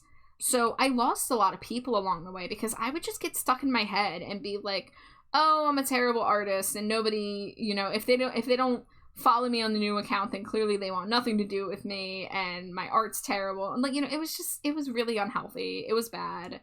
And so I became really disconnected from the art community, mostly of my own doing, just because I didn't feel like an artist. The imposter syndrome won for a while. And, like, you know, that stinks, because that was a time that I really could have used support from artist friends. But I stopped reaching out to people. I got intimidated and felt like artists were too good for me. Like, you know, I was not worthy of, like, talking to them. Like, just, you know, really unhealthy ways of thinking.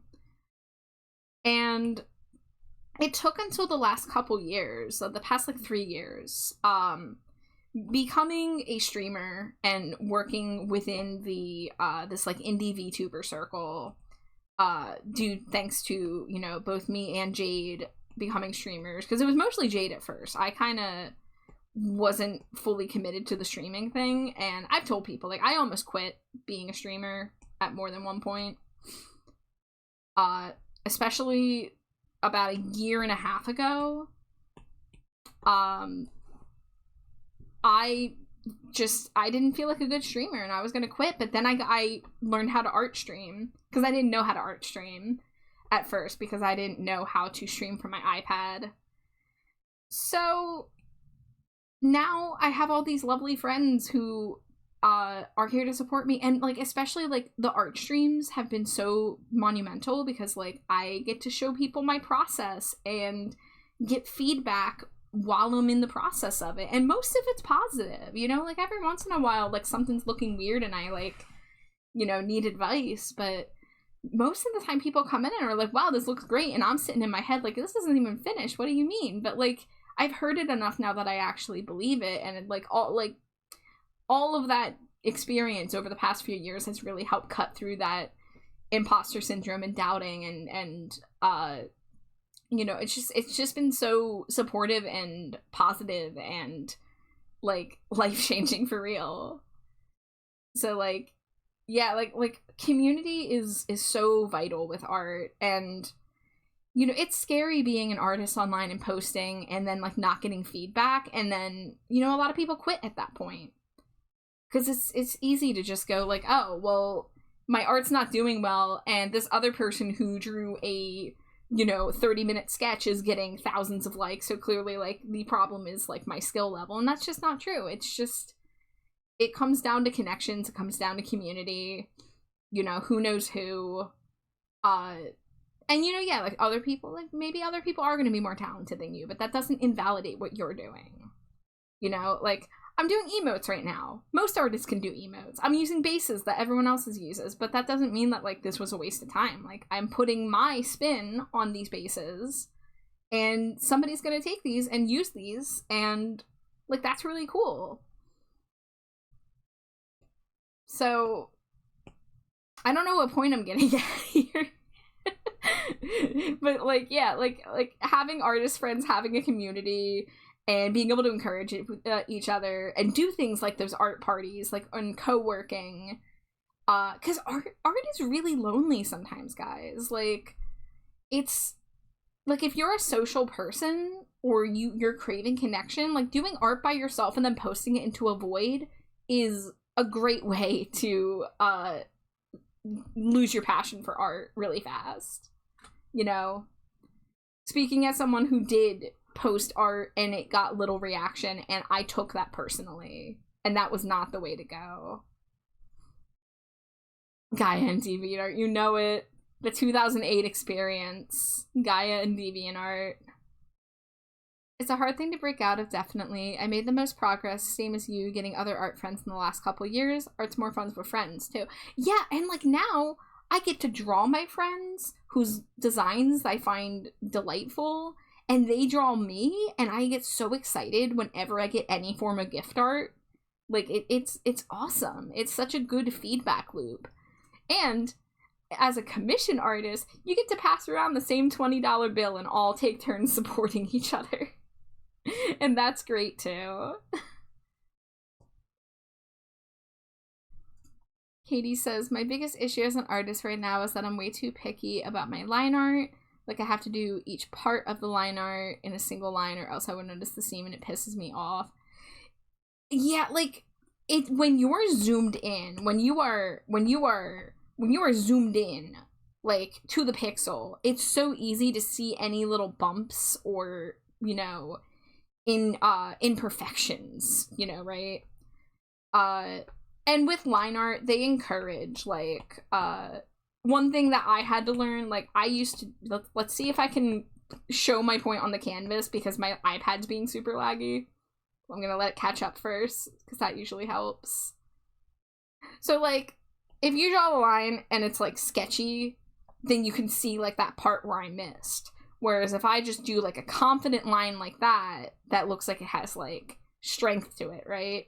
But then, like, if you try to do something like that, well, you know, I did it that time, but, like, something like that, you know, like, then you have to, like, decide, like, do I go and redraw that line, or do I go back and carve away at it? And then, like, it's a little bumpy. You can see the seam where the first line intersects with the second, but, you know, if you zoom out and, you know, realize that these things are not as noticeable to everybody. Jay's lurking because they're eating various cheeses. Jay, can you please share what type of cheeses? I need to know. I was just telling Jade that I want to start just bringing back new types of cheese, like once a week or so. Just go to the store, pick up a random fancy cheese, and bring it back. And because I don't eat enough cheese, guys. Believe it or not, I don't eat enough variety of cheese. I want to become a cheese snob. That's what I want my 30s to be. I'm not really into wine or beer or whatever, but I want to be a cheese snob. Hold on, I gotta catch this trubbish.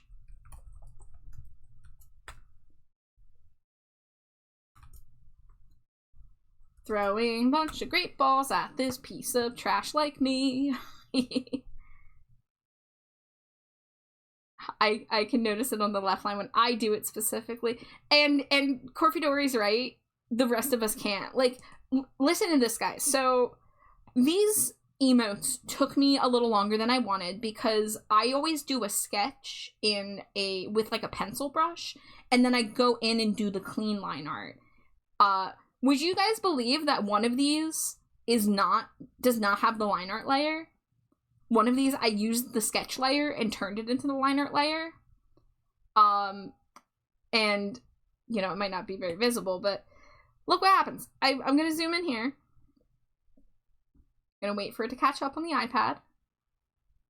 Now, if you look from afar, you can tell that the lines on this thing are textured.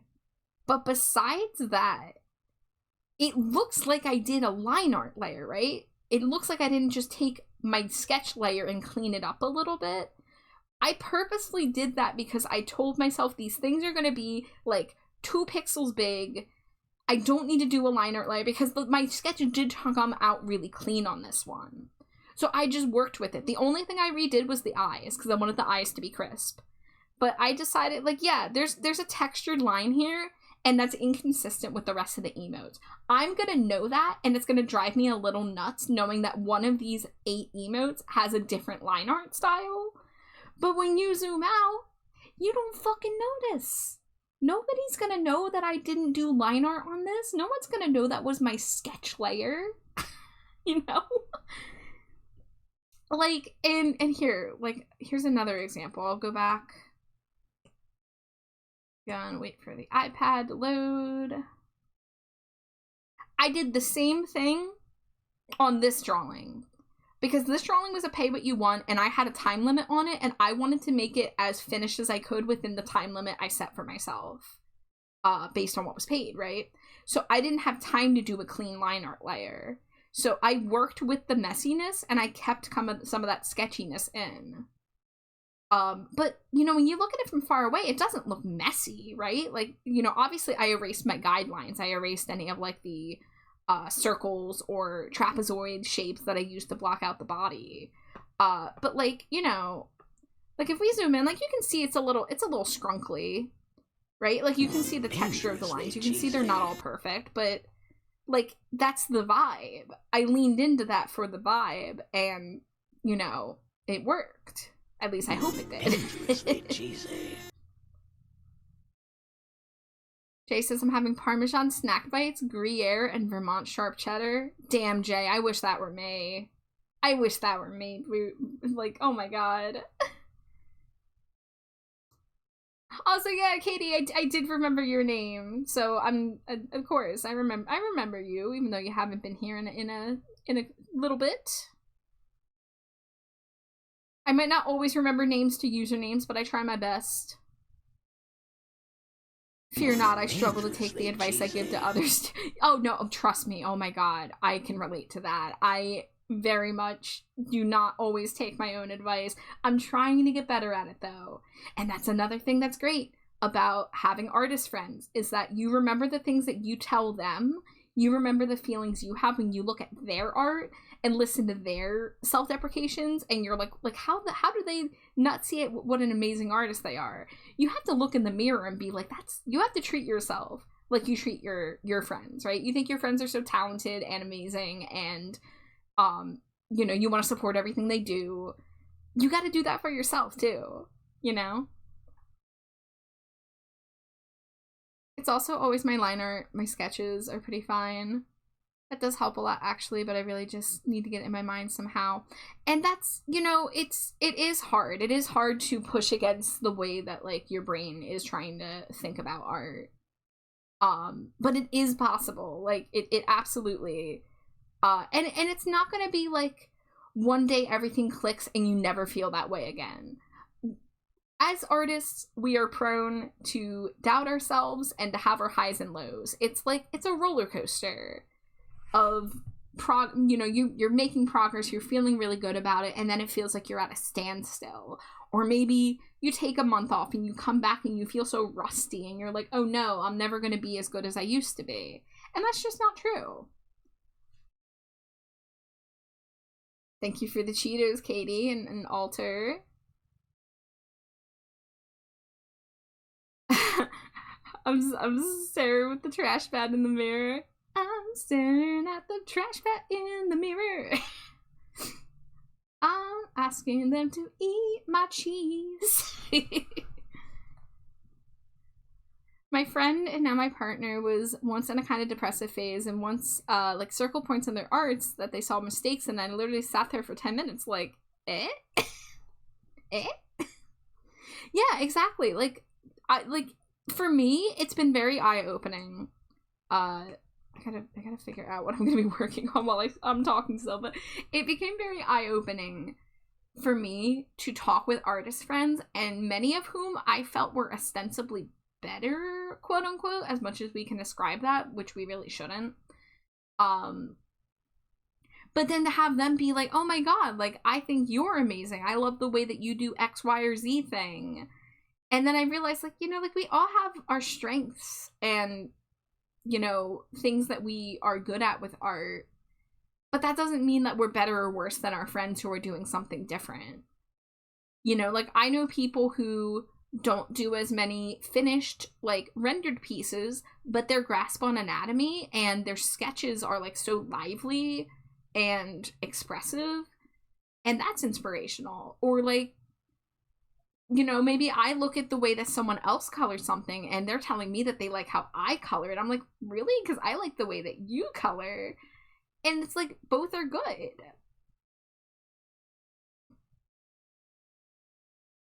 Actually, I don't think anyone here has ever seen my art. You've seen my Sona, but that was a commission I didn't make. Well, if you have links, I do allow links in chat now. I used to not, but then nobody ever, like, tried anything, so...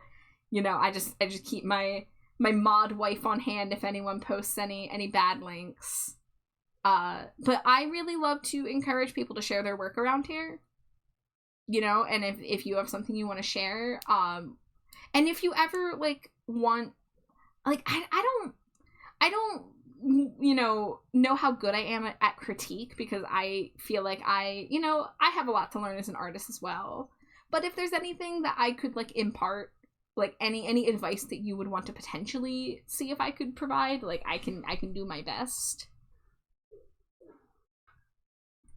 Newgrounds with a grid of images. Yeah. And I will say my ad break's gonna be coming soonish. I think actually maybe more than 5 minutes, because I think I used a snooze at the first ad break. But I can take a look at it, maybe even more on my break. In the meantime here, I've saved all the PNGs of those emotes. I suppose I can get started on the sketches for the next ones. Now, I know that I already traced the hair to get the shapes down. But I think I want to trace the head-on version. because these Dragon Ball Z characters are very angular in their hair shapes. So this is when tracing comes in handy, is you use it as a guideline to get the feel for these things first.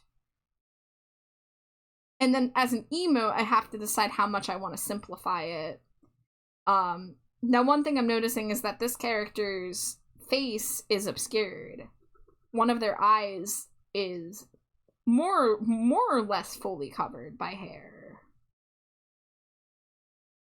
So I'm gonna have to decide if that eye is going to be visible through the hair, anime style, or if it is going to remain obscured.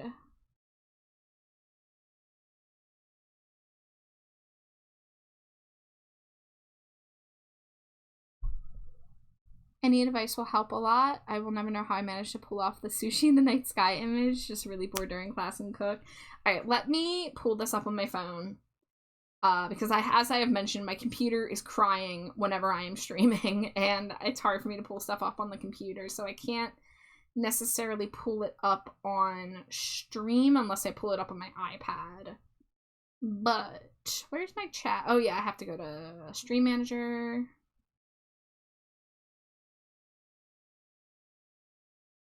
This might not work, but what if you did a white outline where the eye is on the hair? I have done stuff like that before, where the line that goes underneath something is like a color that is a little muted, but shows that it's underneath the hair. Because like emotes, the eyes are one of the most important parts of the emote. That's like 30% of your real estate in an emote is the eyes, right? And this hair, it's not like fully thickly covering it like some characters. Like it is poking through, but that is going to be challenging at certain angles. So like you can see, like you can still see the eye whites, but you can't see the pupil or iris at all. But you know, that's the thing about art, is that you don't have to follow specific rules always. I mean, yeah, there's some rules, like anatomy and shit, but like you can bend things at your will.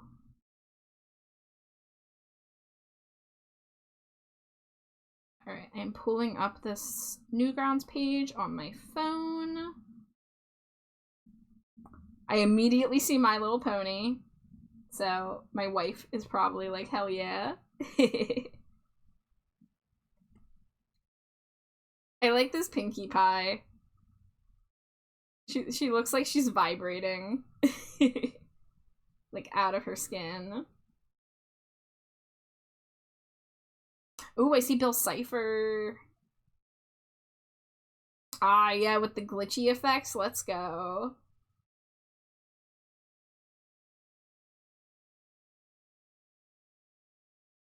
Alright, you said something about sushi in the night sky. Here it is.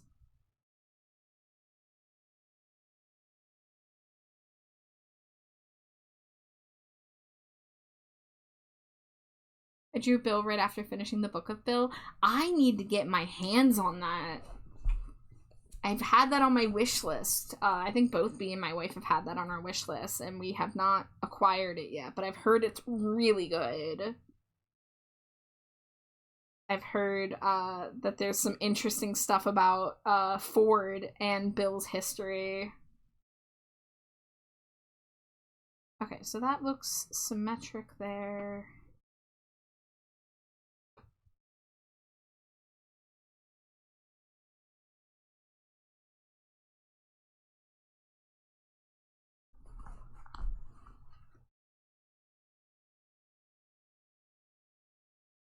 But yeah, I mean, off the bat, Katie, like, your art is very colorful, and I appreciate that.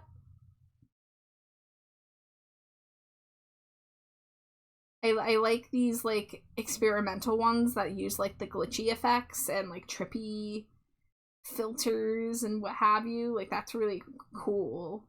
That, like, purposeful, like, eye strain.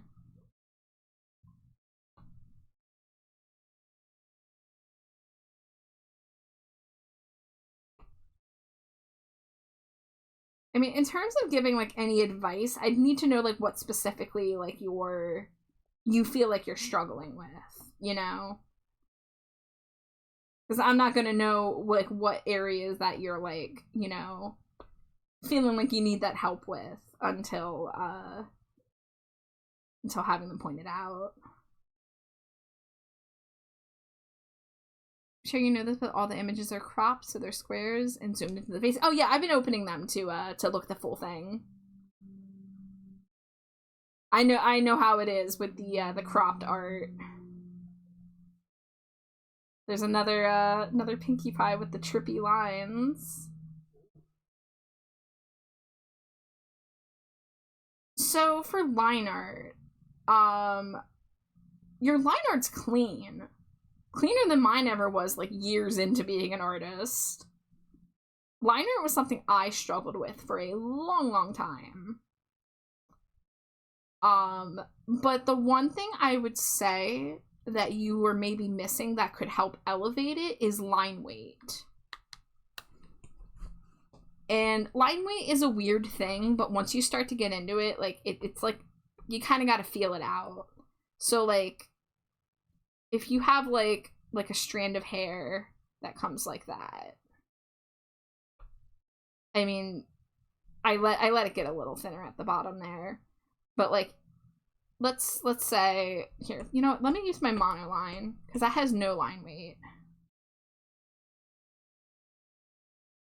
Right, so that's drawn with absolutely no line weight to it at all. This one had a little bit, but I was a little light-handed with it. So line weight is good around curves at, like, the part where the curve kind of, like, comes up the most. And line weight's also good underneath areas where, like, shadows would be cast. So for, like, a strand of hair, you know, I have, like, thicker up here, but then thinner down here. It's kind of, it's something that you kind of do by feel, you know? But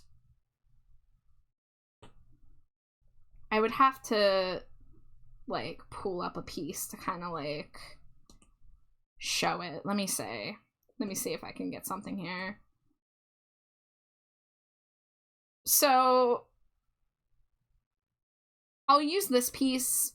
So the lines up here are thinner than the lines down here. Like, look at how thick the line that I use for the, like, the boot here is.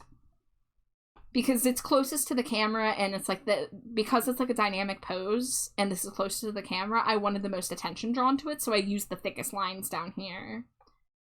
So then up here things are a little thinner, but you can still see areas where there's line weight. Like, it is thicker there, but thinner here. And that's the same line. And if you have a tablet with pen pressure, that's just, like, something, like I said, that you naturally feel out. So the brush that I love to use the most for line art, here, I'm going to snooze my ad break, you can get really thick and really thin with it. You know, so I don't have to lift my pen to get that line weight. However, if you don't have pen pressure, or the pen is not as reactive, you still can get that effect by just, like, drawing like that and then, like, filling it in, right? Because line weight is something that I started learning when I was still a traditional artist. So this is something you can do with pens. This is something where if you have a calligraphy pen, it's really great. The kind where the harder you press, the thicker the brush becomes. You want to see the OKKO brush? Yeah. This is actually a free brush. If I can find what source I got it from.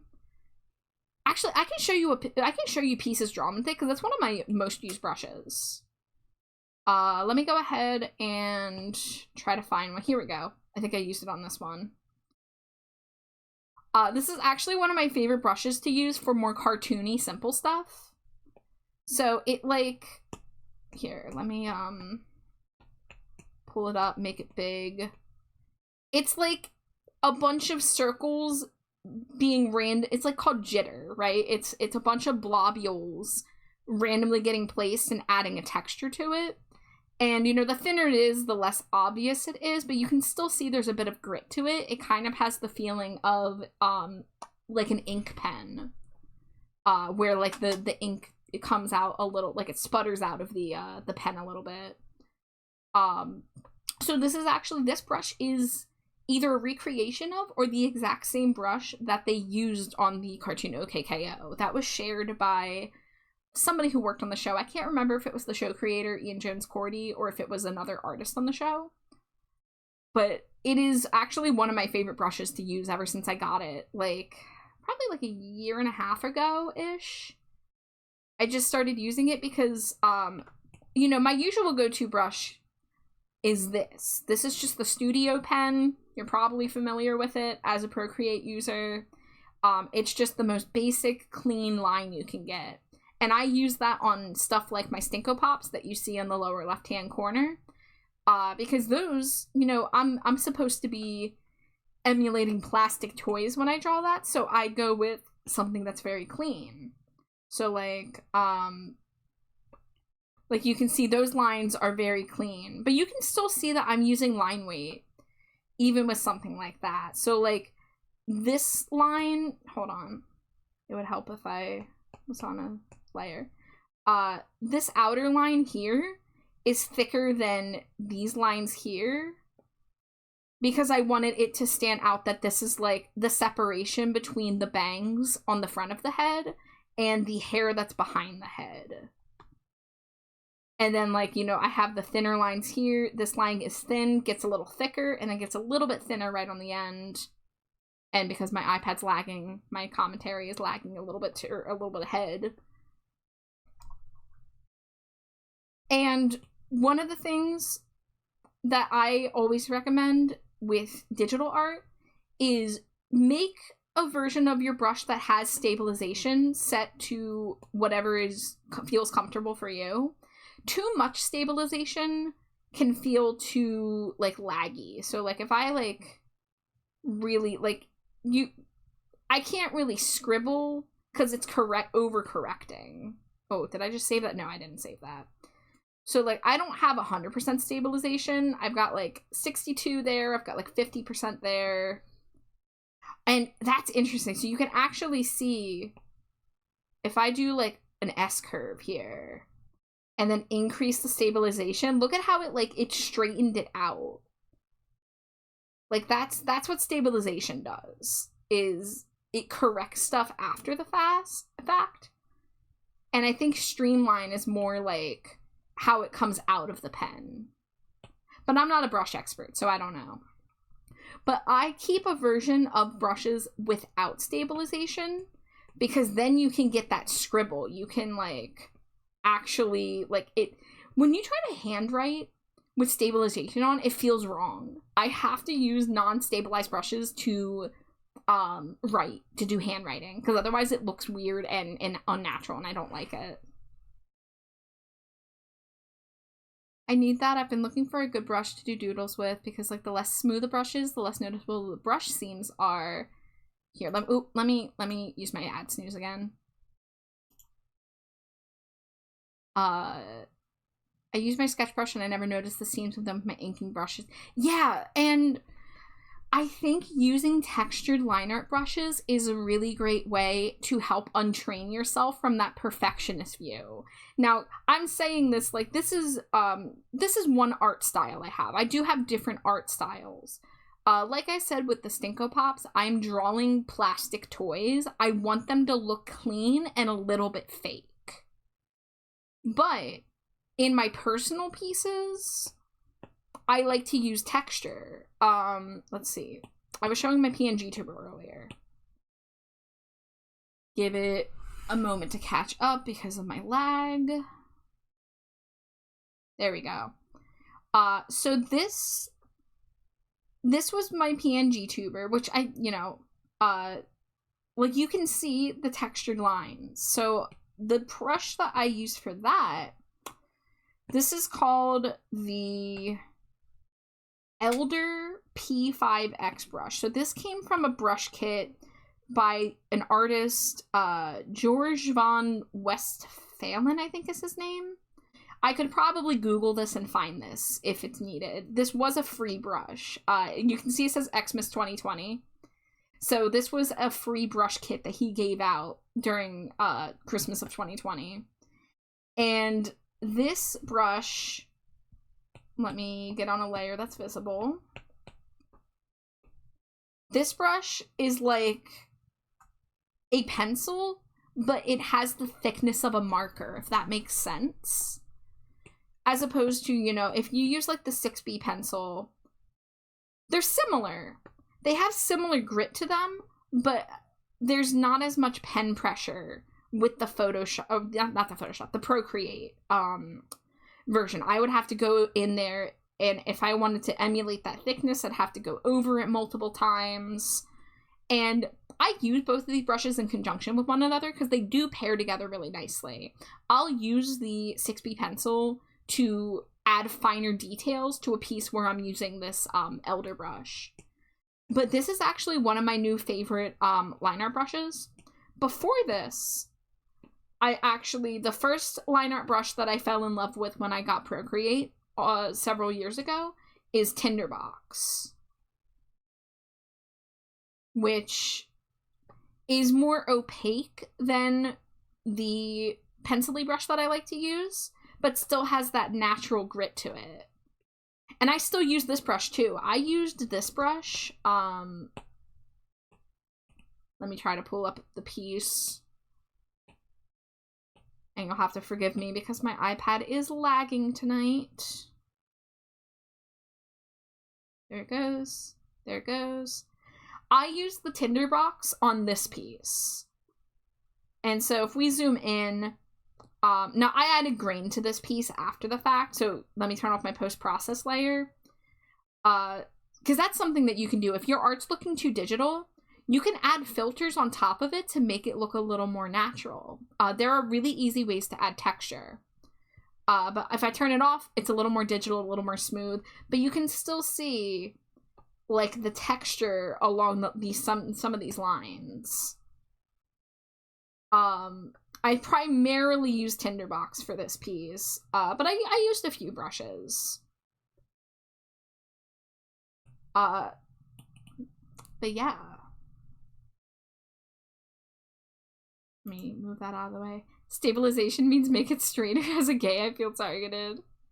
Look, Jay, you gotta have straight and curved lines when it comes to art is the thing. They all work together. They all have their place. Unless you have a weird style where you don't allow curves. Because that's a thing. Honestly, I like to turn curves into blocks. Like, you notice this boot shape is, like, squared off at these edges. Like, instead of being, like, that, I was like, I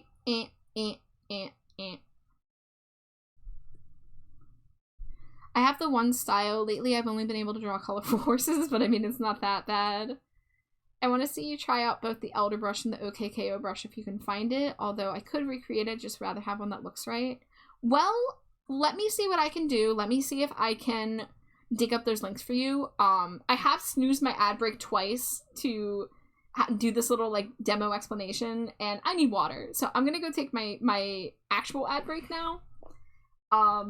But I will try to get those links for you if I can, because they should be, I'm like 99% sure they're free brushes. I do have a couple brushes that they're not free, but I found a way to get them. But, like, most of my brushes are ethically sourced.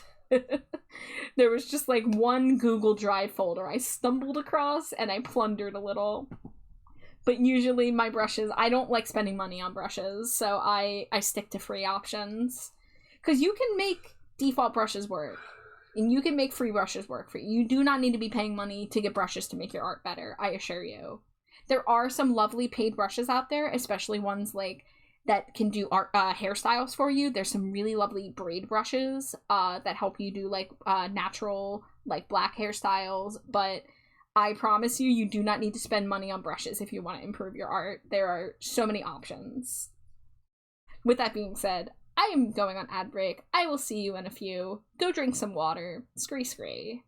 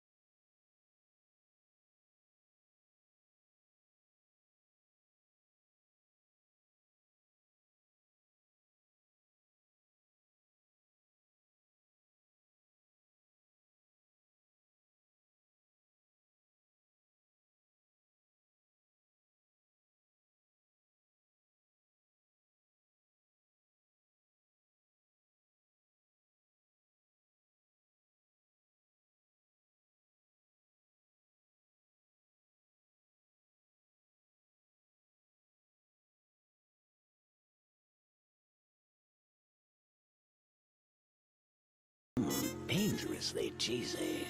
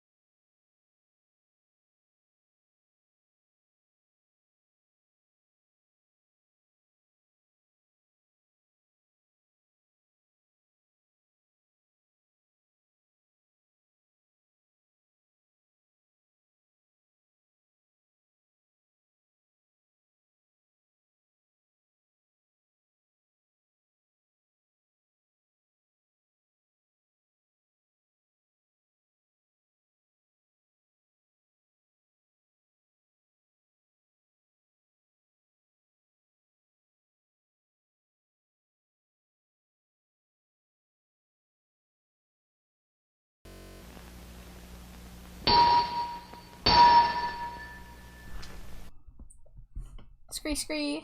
Welcome back, guys. I was eating Doritos that were a little too spicy for me, so I gave the rest to Jade. We were splitting a bag, and then I tried to eat more, and I realized they were too spicy for me. For those who didn't know earlier, I found a new Dorito flavor in the wild today. It's called Late Night Loaded Tacos. And they smell really good. They smell exactly like a good taco. Or like a nacho. Yeah. Wait, is it loaded taco or loaded nacho? It's loaded taco. Loaded taco. It's kind of like our nacho platters we make. Yeah. But I'm a little spice weenie, and it's just a little too much for me. Because it, like, builds, you know? It's not, like, as solid. And the other thing was, it wasn't cheesy enough. I need the cheese. If I'm having a Dorito, I want that nacho cheese to blast me off my ass. The one thing I will say is that if you did melt cheese over them, they would make for an amazing midnight nacho platter. Like, throw some Colby Jack on those bad boys, put them in the broiler. They would be very good. With some sour cream to cut through that spice for me, because, like I said, I'm a spice weenie. They're definitely not spicy for those of you who eat spicy snacks. But if you're like me and can't handle, like, medium heat things, it gets close to a medium heat for the spice weenies out there. For the Weenie Hut Juniors like me. Yeah, what's Jade, since you're the one with the more refined palate, what would you rate that on a scale of 1 to 10? 0 to 10.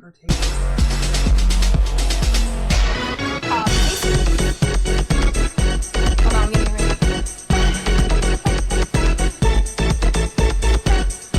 Oh my god, is it the triple read? Guys! Wait, am I gonna get the read for the Jellyfish Jam 3 times in a row? We're about to find out. Oh, wait, guys, we're gonna be Jellyfish Jamming for a while. Hi, it's Amari, it's Zeus, it's Nani, it's Mary, it's the farming crew. Welcome in, guys. It's so good to see you. I'm so sorry. I'm working Jellyfish Jamming quadruple. Hi everyone, welcome Raiders. For any of you coming in who do not know who I am, my name is Trash Bat Char. You can call me Char, you can call me Trash Bat, you can call me Cheeto, you can call me Trash Bart. Really, go nuts. I make a lot of art, I sometimes play games, I eat a lot of Cheetos, and I speak my white slime a whole bunch. Wow. Okay, the Jellyfish Jam is over. I'm so sorry for holding you all hostage for like over a minute. That's actually new. I changed my raid music tonight. I don't think I've ever gotten a quadruple raid before. Holy moly. That's a lot of Cheetos. Hi guys. Chardu raid. Aw, you made the raid message about me? Wouldn't you like to know, Weather Boy? Thank you, Jade. I should remove the cooldown off that, because I think it comes at you too fast. It's so quick of a clip. Then if I talk over it, that people will miss it. We wanted to raid our farm cat. I am your farm cat. I hope I am eating the finest garbage. Oh god, you want Jason Funderburker? Hold on. Hold on. Let me just catch up. Yeah, that's another new redeem, Mary. I decided the Wheezy emote was a good way to do that. Okay, alright. Zeus decided to choose violence against Slimy Jade, so let's do it.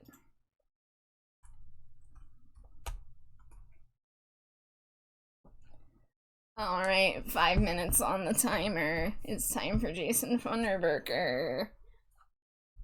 Time for Slimy Jade to take psychic damage for 5 minutes. Hold on, let me get the microphone closer, because it's almost 1 a.m. So this is gonna be the last Funderburker of the night before I take it off the menu. But, welcome in, my beloved farming crew. I hope you guys had a lovely stream. It's so good to see you. Thank you for rating me, of all people. And I'm so sorry to anyone who came in with the raid who has to listen to Jason Funderburker now. Because for some reason everyone decided this is their favorite way to spend points in the Trash Bat Char channel. You could save up points to get art, but y'all little freaks out there want Jason Funderburker, so here I am. There was a single smooch before the raid. Patsy, I'm gonna be nice to Jade and wait till after Funderburker to hit her with the smooch. It's too hot for me to put headphones on to escape. Oh my god, no, I'm so sorry. Katie says I'm actually a professional at making it look like I have boob. This is what happens when a girly is not on HRT yet. If I could donate some boob, I would gladly. That's all I gotta say about that. Let me catch up here. Okay, so we had, let's see, we got Cheetos from Zeus. We got Game Jamie. We got Metal. We got Beaster. Oh, we gotta hydrate. Thank you, Beaster. I do need to hydrate, especially when I'm Funderburking it.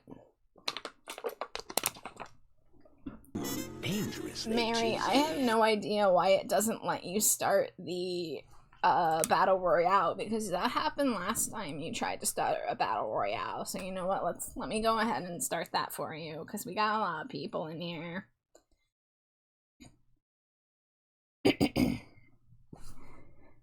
I'll let you know if you win, Mary. I'll let you know if you win the battle royale. Thank you for the Cheeto. I hope you sleep well, Mary. So, last time we did one of these, it came down to me and Zeus. And I was so excited to possibly win, but alas, Zeus defeated me. Oh no, me and Jade just clashed. It's okay. We're not going at each other. Oh, Jade just killed Purple.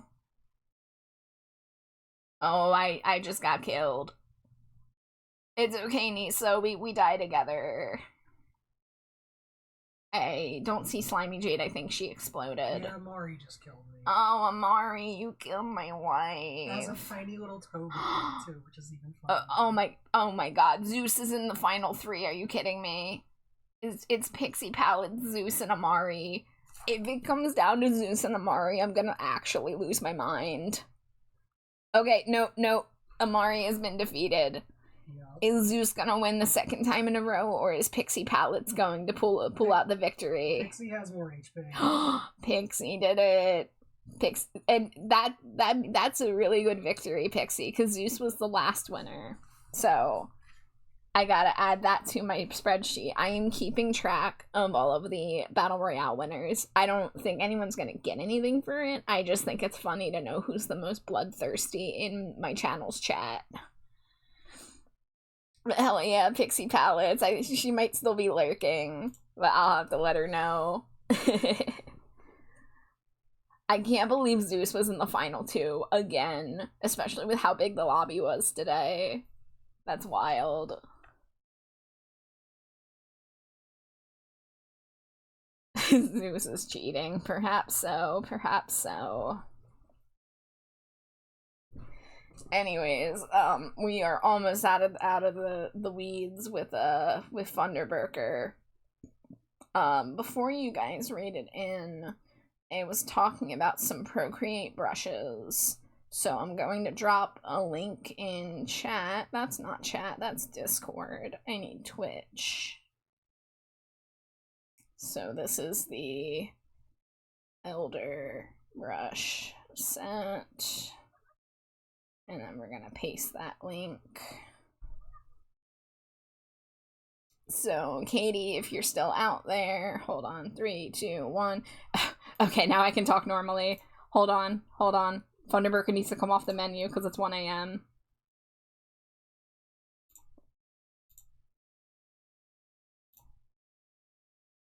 Okay. Funderburker is off the menu for tonight. We have to enjoy Funderburker in small doses. Also a smooch? I think more than one smooch. I think it might be a 10-pack. There's a single smooch from before the raid and a 10-pack from after the raid, so 11 total. Mwah, mwah, mwah, mwah, mwah, mwah, mwah, mwah, mwah, Mwah. Mwah. So, Katie, since we were talking about brushes before my ad break, I found one of the links. So that georgebrush.com, that's the elder brush, which was the pencil-y, marker-y looking one. There's some other brushes in there too that I'm sure are good. I just haven't used as many of them. I'll find a brush, I'll use it, and then I won't try other stuff from the set because I'm just so used to using the one that I use. Now for the OKKO brush, I might have to do more research, but I'm gonna write down something for you that you can use to look it up. So there's an artist who worked on the show called John Pham, and he's the one who shared the official OKKO brush set. Well, it's not a set, it's just a single brush. But I could only find a Reddit comment with a Twitter link to it, and the Twitter link seemed to be to a reply, and I could not view the original tweet. I don't know if this is because I wasn't logged in, because I deleted my Twitter. I don't have Twitter anymore. I do have a Twitter account still, but I deleted my art Twitter, and I'm not logged into Twitter on my phone anymore, so I can't view certain things on Twitter. It's possible that artist left Twitter, because a lot of artists deleted their stuff, so I don't know if that link is still available, but I did see a Reddit thread that linked to it. If you are not able to locate it from that, I will offer I can email it to anybody who wants it. So that's anybody with who wants this brush, here's another piece I actually used to draw. If you like this textury brush that I use sometimes, this is actually the official brush that the cartoon OKKO Let's Be Heroes used. And somebody who worked on the show shared it, as I just described like a minute ago. And it's actually one of my favorite brushes to use for cartoony stuff, because I really like the texture that it gives. So, if you would like that brush... So if that's a link to Ian Jones Cordy's Twitter, which it looks like it is, it probably is that. I can try to open it on my phone to confirm. Let me say.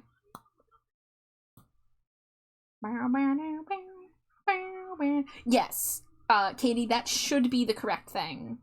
That's an ABR file, so yeah, that's what they use for Photoshop, but that is compatible. You can use Photoshop brushes in Procreate easily. It loads in the same way. They accept the same brush files. Like, people do make brushes that are specifically for Procreate, but you can use Photoshop brushes in Procreate easily, no problem. Yeah, so that's actually really, really great information to have if you're looking at free brushes. If it says it's for Photoshop, you can use it. Now, that doesn't hold true for, like, Clip Studio Paint, unfortunately. But Photoshop is compatible with Procreate. So yeah. So that is a great brush. Highly recommend it. It's very nice. It doesn't have like much line weight to it, because if you're thinking about like the way a cartoon is inked, they don't have a ton of line variation. I mean, unless you're Steven Universe. Steven Universe used a lot of line weight actually, but it's really good for consistency, and you can still, like, you know, you can see, like, I used the thicker line on the outside of the ponytail, but then a thinner line on some of the inside goop. So just, you know, like, change your brush size as needed for details. But it's a good brush. I recommend it.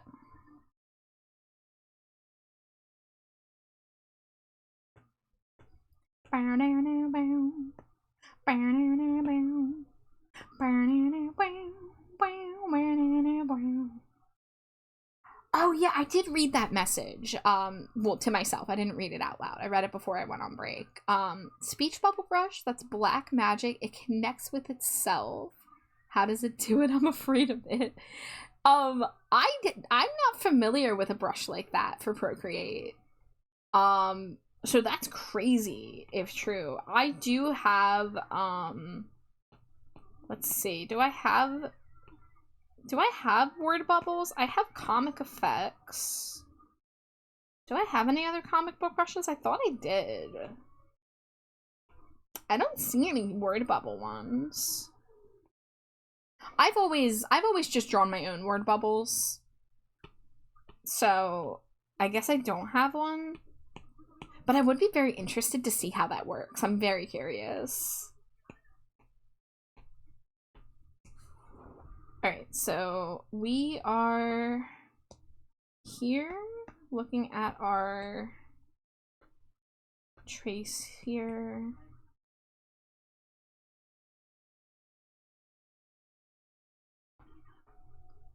So we're getting the shapes blocked out for this. So that way we can see like how many pieces of hair come down on the face. Now I might simplify this, but I got some information from this, like there's these long bang pieces that look pretty symmetric. So it's like 2 on each side. And this side has a lot less going on than the side with the swoopy bangs. We got lots of spiky bits coming out of this side.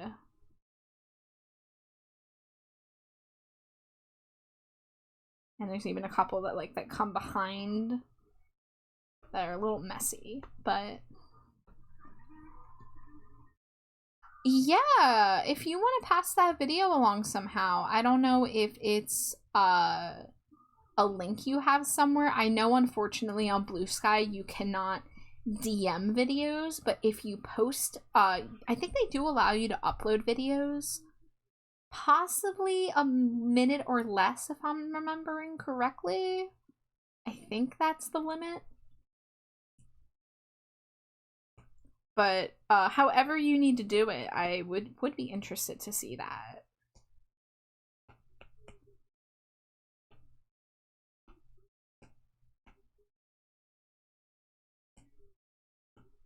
Alright, so we're gonna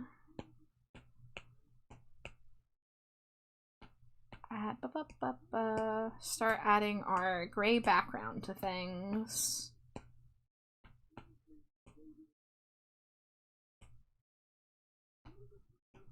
When it comes to emote bases lately, I've been discovering that I honestly prefer to just do my own lines. And I'll reference the original bases lines, but especially, like, I do the eyes from scratch. Ooh.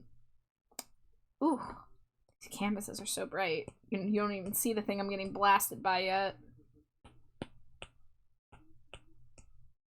There it is. So I gotta do my prep work to make these canvases viewable.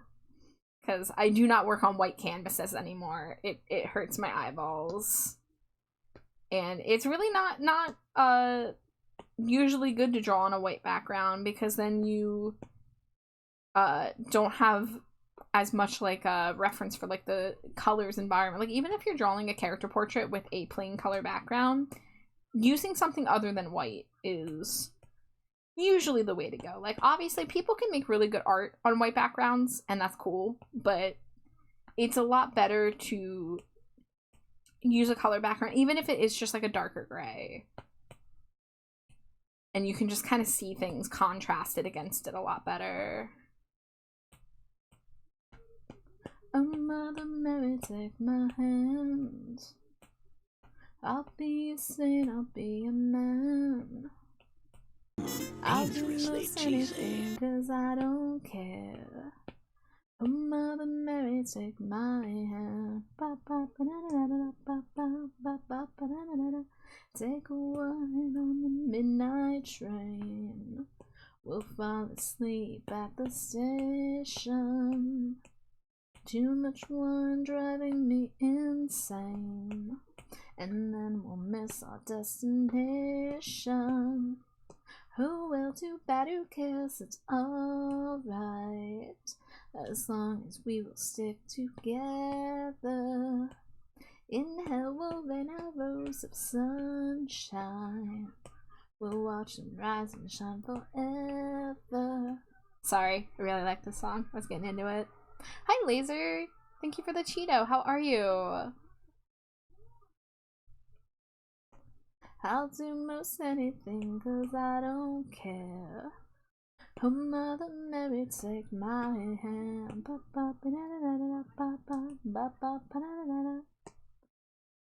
Doing fine. It's late for me, so probably should be sleeping soon. Yeah, it is late. I started late myself. So, you know, definitely take care of yourself if you need to lurk or run. I understand. I more than understand. But Sunday was a nice day. Oh, did you get to... wait, yes, I saw your chalk, right? That was new chalk? I'm pretty sure I saw you share chalk drawings. I'm like 90% sure. Yeah. Yeah, I remember seeing, I think there was a Ribombi. The, is that the name of the evolution of Cutie Fly? Ribombi? Yeah. I saw, like, two yeah, Tynamo was the other one. Yeah. I'm glad you got to go do that. That's awesome.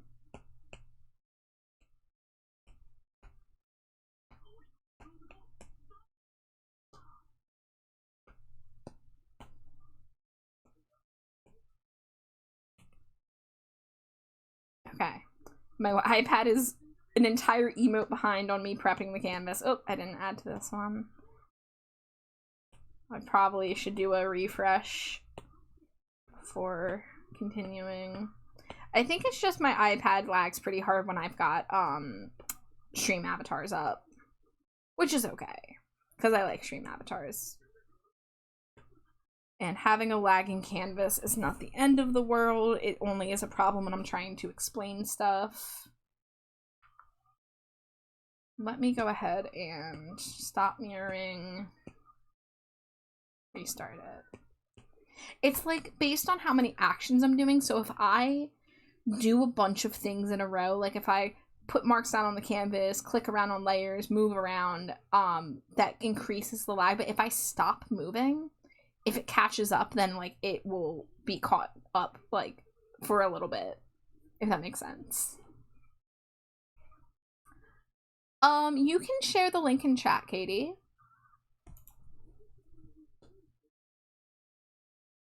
All right, so we've got the outline of the character's hair. Let's get a crop of the color of, we'll do about to there. I'll need to get a separate reference of her bracelets and rings, but here I can at least grab this and put this into my canvases. All right, but before I do that, let me open this link on my phone. Let me reload chat, stream manager.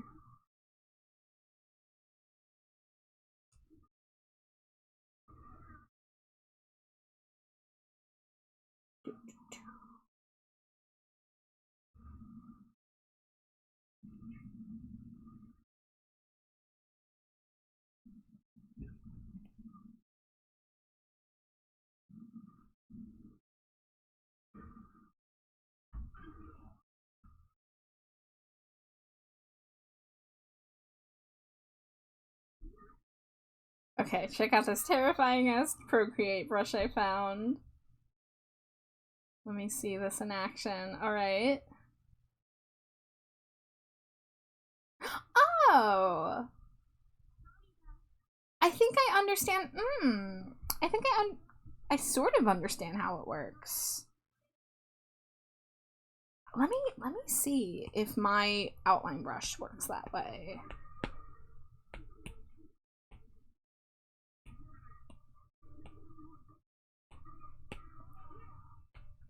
Okay, I think I get the general idea of how that works.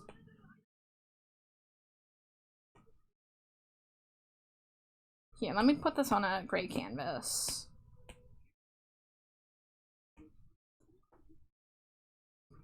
So, yeah, like if you have like that, and then like if you cross the, okay, so yours doesn't do the, like they like start to combine with each other, whereas mine just puts the lines over it. So I have a brush that works similarly, but doesn't do that like black magic, like combining them. I wonder how they do that. And then I have a version that's just the outline. So yeah, if I don't lift my pen, then I can do these loopies and like it'll like add to it and stuff. But then if I go over it, then it starts to overlap. Yeah, I downloaded this one. I could not tell you where I downloaded this one from. Honestly, I want to get a different... Oh, wait. No, okay. No, I got excited. I thought that it was doing the thing. Been told that that's literally impossible to do in Procreate. That's so wild, man. That's absolutely crazy. Yeah, so I don't have a brush that does that, but I understand how it works in theory, but I didn't know that that shouldn't be possible in Procreate. But yeah, my outline brush I don't enjoy because like look, I don't like the opacity thing. Like it should not be visible there. Oh, well, okay. But like you see how it's kind of like gray at the beginning and end there, or if I like half hold it, I get like this grayness to it. Like that's how it works with the pen pressure. This is me like barely dragging my pen on the surface. I don't like that aspect to it. Because when I want to use an outline brush, it's oftentimes for stuff like jewelry. So like if I want to do like a pearl necklace, like I mean, I would, you know, connect them like this. But you see, I get those gray blobules, like, and I don't enjoy that part of it. So. I'm the trash man. I come out, I throw trash all over the ring. And then I start eating garbage. Hi, Skelly Pops. Thank you for the trash man. Hello, how are you? Ooh, that reference image came in really blurry. Hold on. Oh, that's because that's my 5,000 or 500, not 5,000. God, that is not a 5,000 pixel canvas.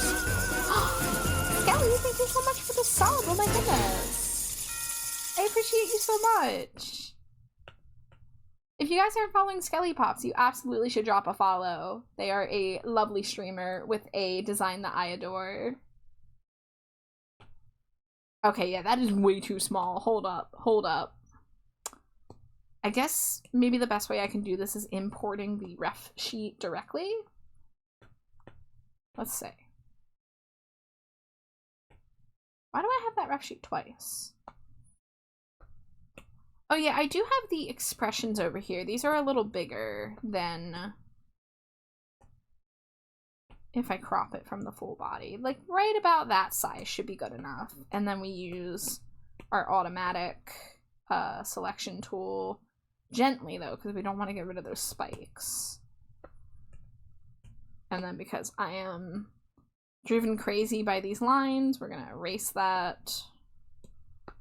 Move this over. Oop, let's turn on magnetics. There we go, tuck that in right there.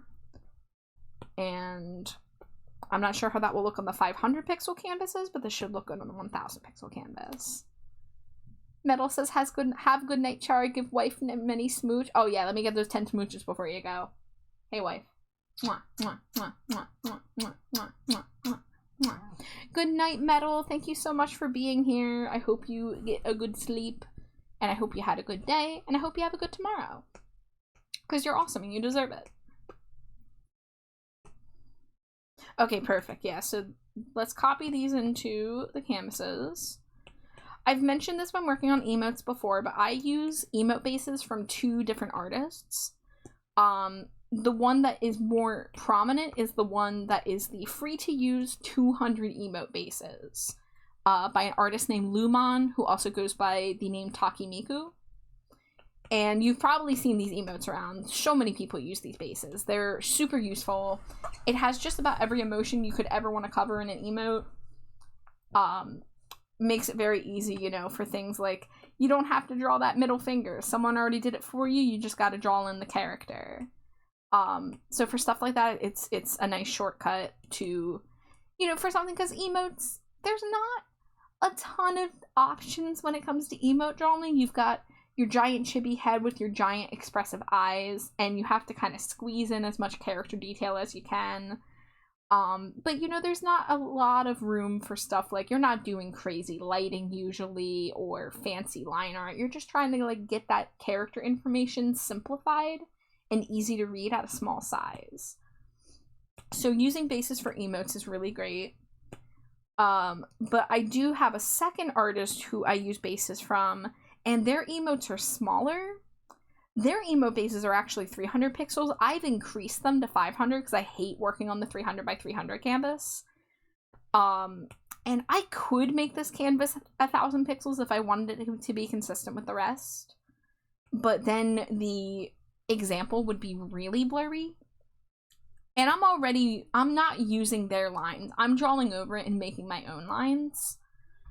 But, yeah, the 300 pixel canvas is just too small to work on. The 500 is okay, but I might experiment with, working on the 1000 pixel. But like I said, blowing up a 300 pixel into a 1000 pixel image is a lot. Katie says I'm gonna go to bed because I get scared every time I think I hear a footstep. Oh my god, yeah, please get some sleep. It was good talking to you. And if you have any more questions about like Procreate or art or brushes, you can always contact me on Blue Sky. And I apparently wasn't following you on there, but I am now. So yay. But yeah, have a good night.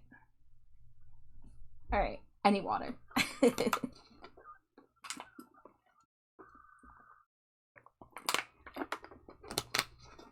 Oh, I be a yappy bat. Oh, I be yapping. Okay, so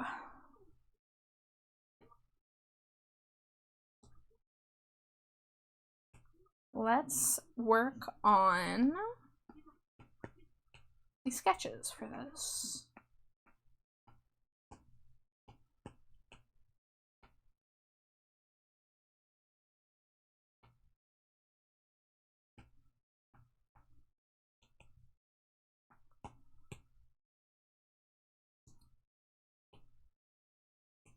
So, I have this sketch brush that I use usually when I do sketches. It's a little softer. It's a little more like using like almost like a pastel. But lately I've actually been starting to use my my Elder line art brush to also do my sketches with. And that's actually what allowed me in one emote to skip the line art step altogether, because I just went straight from the sketch and I cleaned up what I needed to and made lines darker where I needed to, but I actually kept the textured lines on that emote. And you can't notice it from far away. You can't notice that I used a textured line unless you're like really looking for it.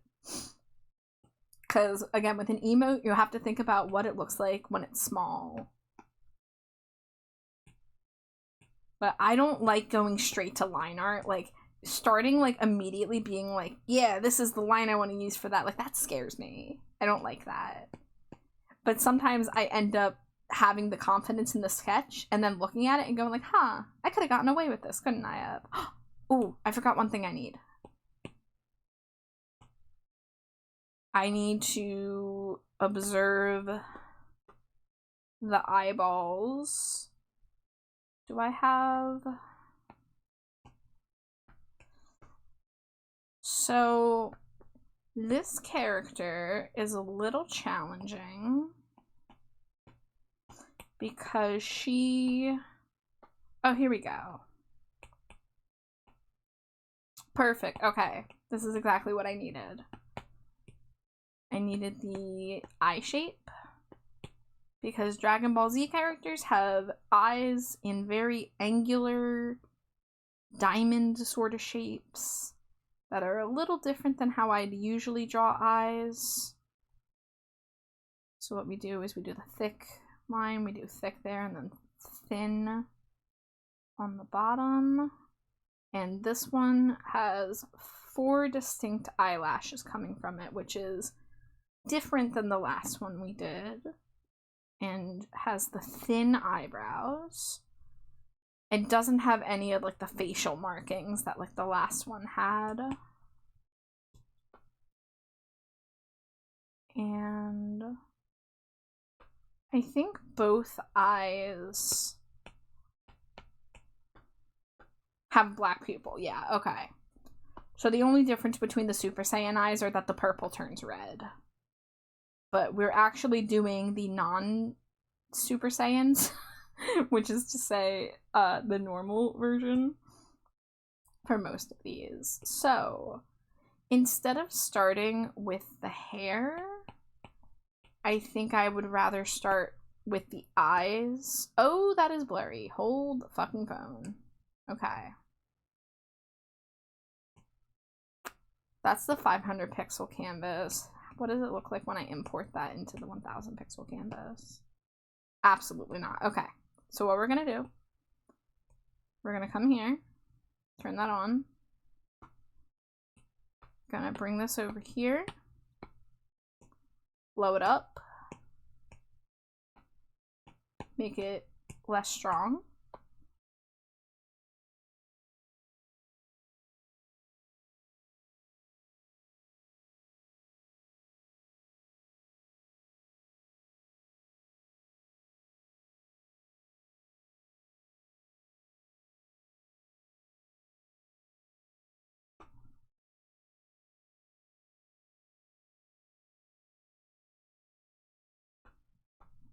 Dangerously cheesy.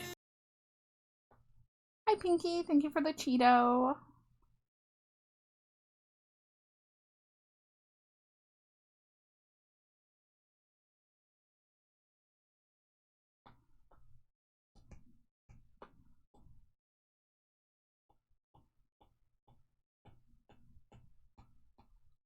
Okay, so now this bigger drawing is going to be our reference for the eye shape.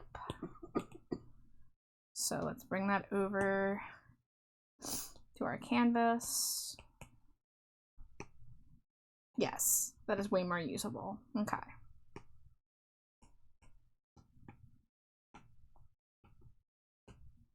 I'm going to even make these eyes barely visible.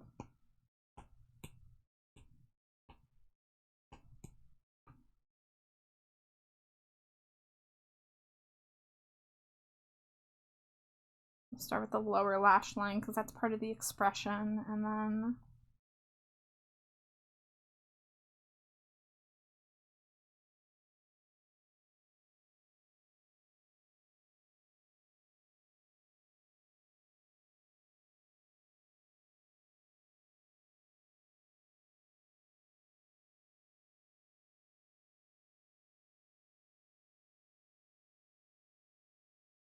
those eyes seem kind of far apart, so I'm gonna liquefy tool the corners. Actually, like most of the eye over. Whoa, that's not my selection tool.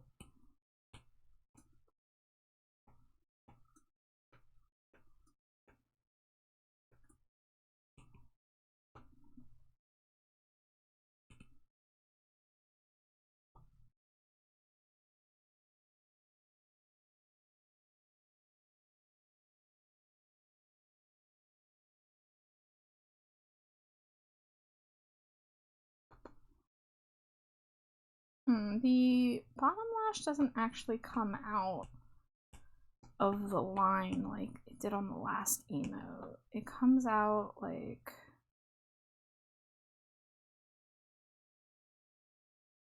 right near it.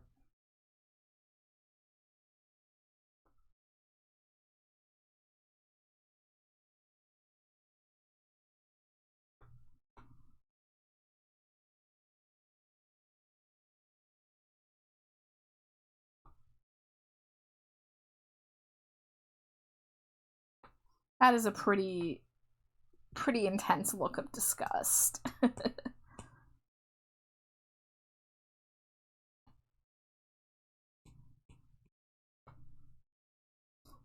And let's see, let's make the eyelashes visible, and then we'll do the eyebrows like there. And she has thin, long eyebrows. Those are a little thicker than I would like. Next time I go out might be on Thursday if the weather cooperates, but more likely it will be next Sunday. Well, that's not a long time to wait either way. That's awesome.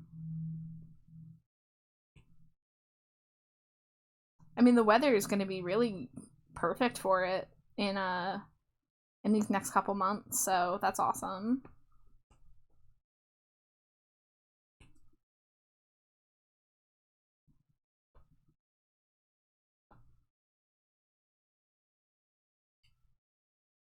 Chalk days are a bit scattered in April. Once May comes around, there's a lot more. Well, it's those April showers, right? Because that's one of the number one things to stop you from chalking, I imagine.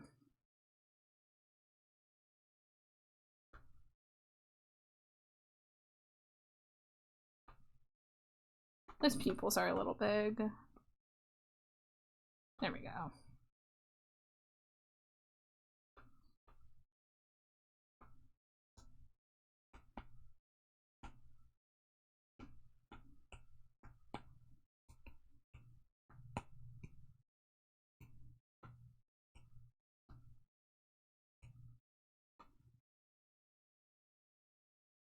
Okay, so the first strand of hair overlaps with that eye a little bit, but from this angle it wouldn't be visible. The second strand comes down like that.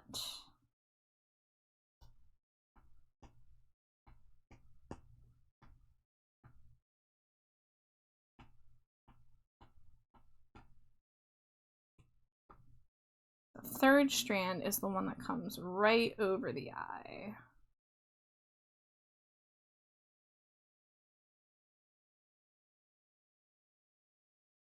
And that's going to be our problem maker.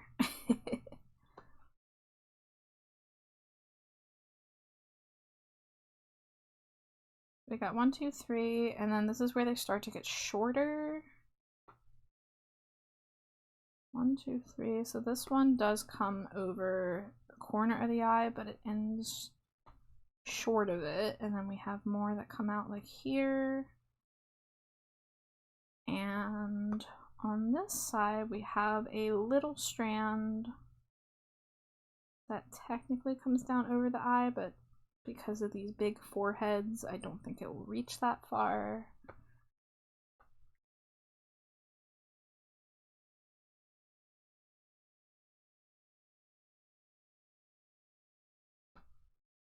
Let's see, we've got that strand comes down to around where the ear would be. But yeah, these ears are not going to be visible. The hair is going to cover them.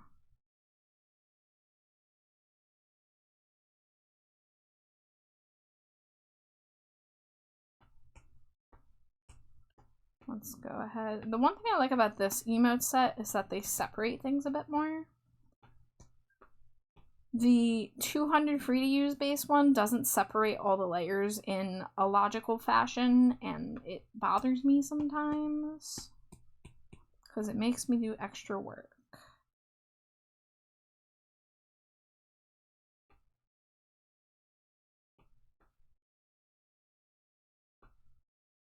And we've got a couple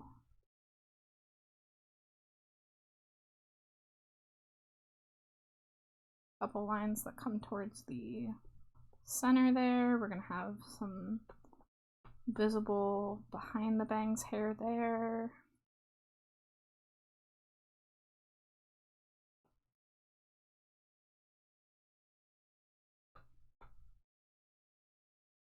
And let's go ahead and say that this comes down like that.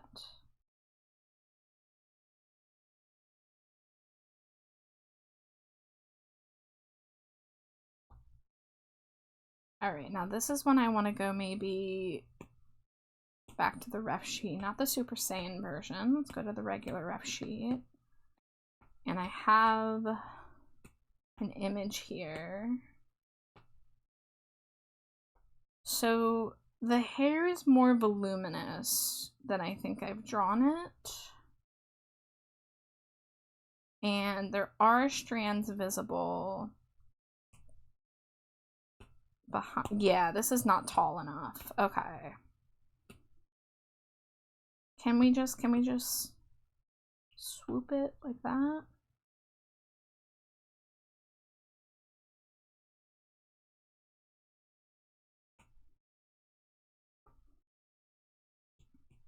And there's going to be more strands visible.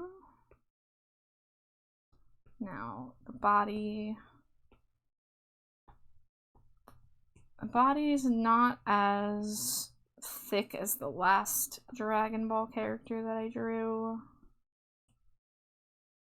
Okay, this strand needs to come out way more.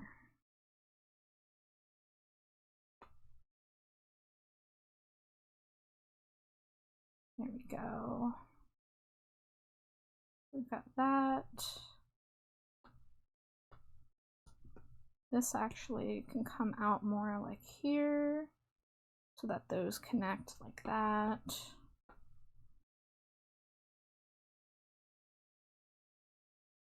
Drawing that thicker to make it apparent that's where that is.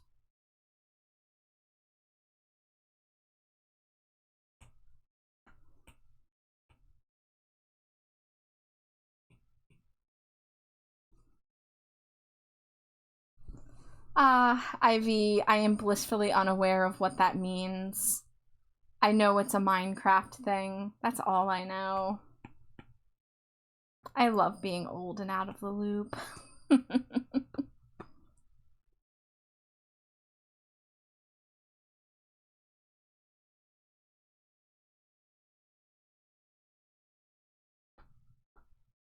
don't know what it is either, you're just saying it. That's funny, actually.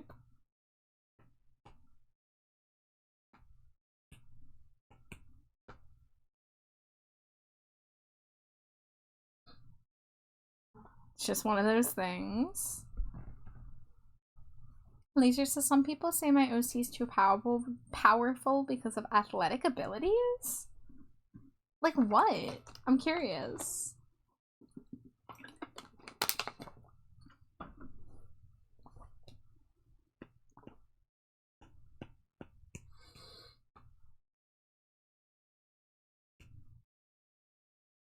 Whoa, that's not the right brush.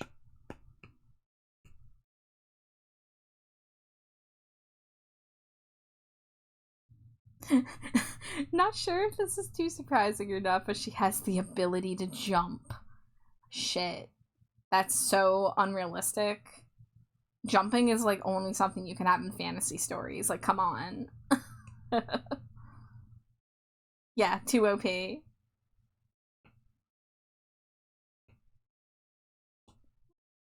Okay, so this character has a normal amount of muscle. Not like a super thick neck or super detailed. But I think we want to keep some of that sharpness to their chin, even if we are going chibi.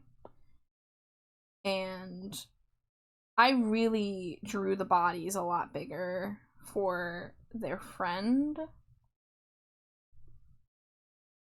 So I'm gonna bring that out a bit more. Now we've got a choker visible.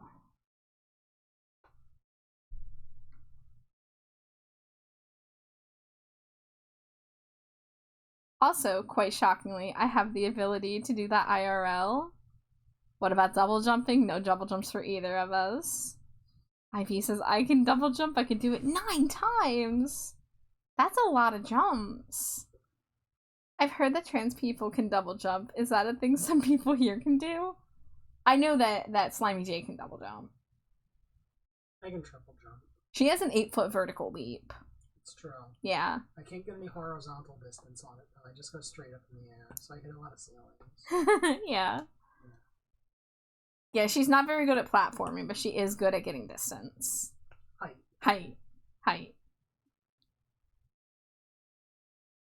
Although if I lay down and I put my feet against the wall, I can push off of it 8 feet. Oh, that's not the right document.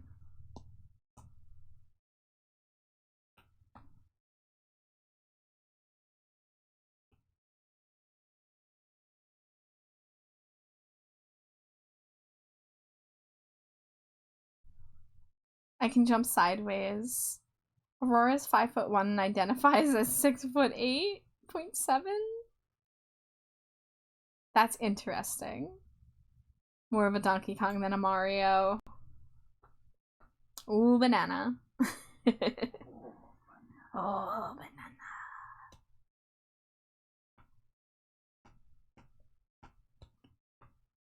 Alright, and then just confirming. Now, how do I want to deal with the nose? Because these emotes don't have noses, but she has a very distinctly sharp nose. Like, for the, yeah, I didn't draw a nose for that character. I kind of go back and forth on whether I draw noses for emotes. So for Amari, I drew a semblance of a nose because Amari has a nose piercing. For this first Dragon Ball Z character, I didn't draw the nose, but I did draw a scar that is above the nose. So, like, you know, they have a nose, but, like, they have, their nose section is more visible by their scar. But yeah, I don't think we're gonna draw the nose currently. Make those eyes a little taller.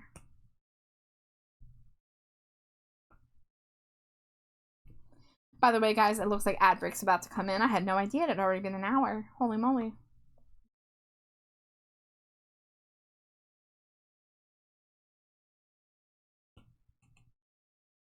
She's short, but she can touch a high target, and sometimes she'd ask people to try and touch the high target as a challenge, too.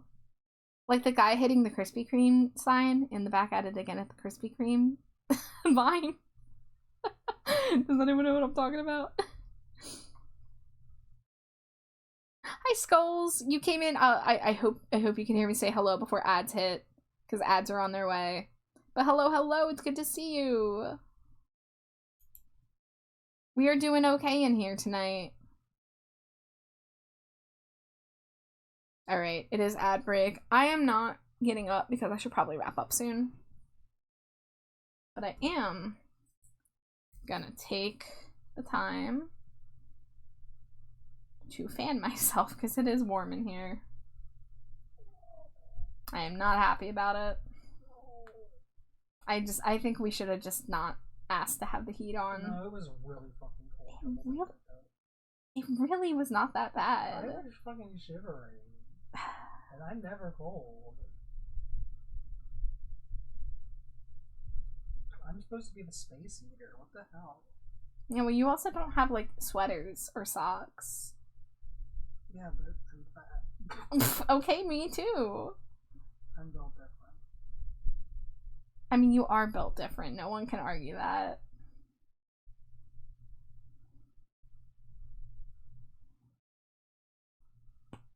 I just think it was kind of a catch-22. Like, we were going to be either cold for a day or now hot for who knows how long. Well, heat's supposed to get turned off tomorrow. Yeah? Yeah. Okay. So, hopefully that. I'm gonna bring it up tomorrow regardless. Yeah.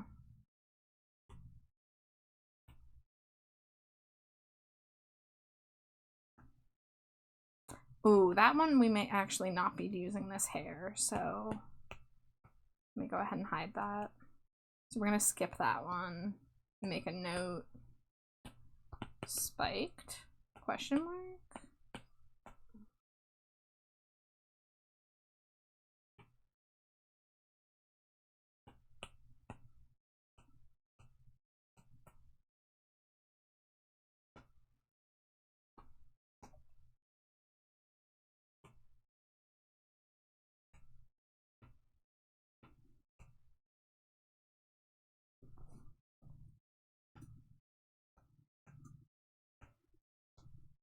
Oh, what I would give to have these eye lines on their own layer and not have to cut them out every single time. Okay, my screen still says ads are going, but if you guys are back from ads, welcome back from ads.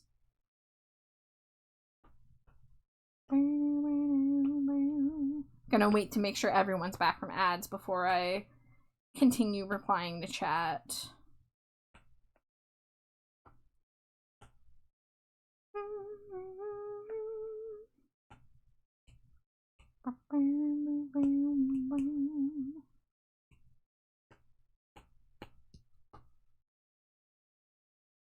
Okay, everyone should now be back from ads. Congrats on getting short ads for those of you that got short ads. So let me catch back up on chat here. Skulls heard the hello, hell yeah. Ivy says, Char should make comics. You'd be very good at it, you're extremely talented. Yeah, so I did used to make comics. That was actually what I was interested in high school. And I even was in a published comic when I was 17. I think I've told this before, so some people know this already. But I drew a 7-page comic that was published in a anthology that was funded via Kickstarter. And I believe I was the youngest artist who worked on it, and my partner, who was the writer, was the youngest person on the book altogether, because he was like 2 years younger than me. But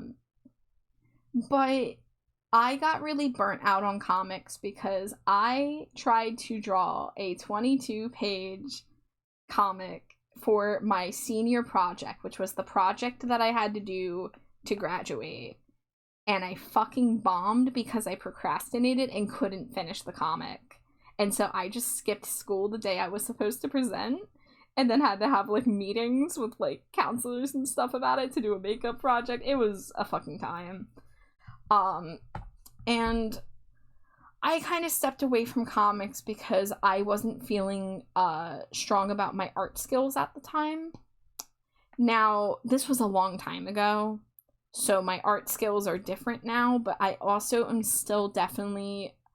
I have a deficit in areas that you really need to not have in comics. Like, I don't really draw backgrounds very much. I don't do a lot of work with perspective.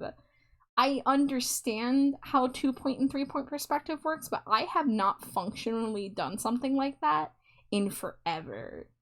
I am a character illustrator, and I rarely put them in environments. They're usually just on conceptual or patterned backgrounds. Now, if I do a comic that is a lot more based in expressions and human interaction, or character interaction, doesn't have to be human, I could see myself doing that.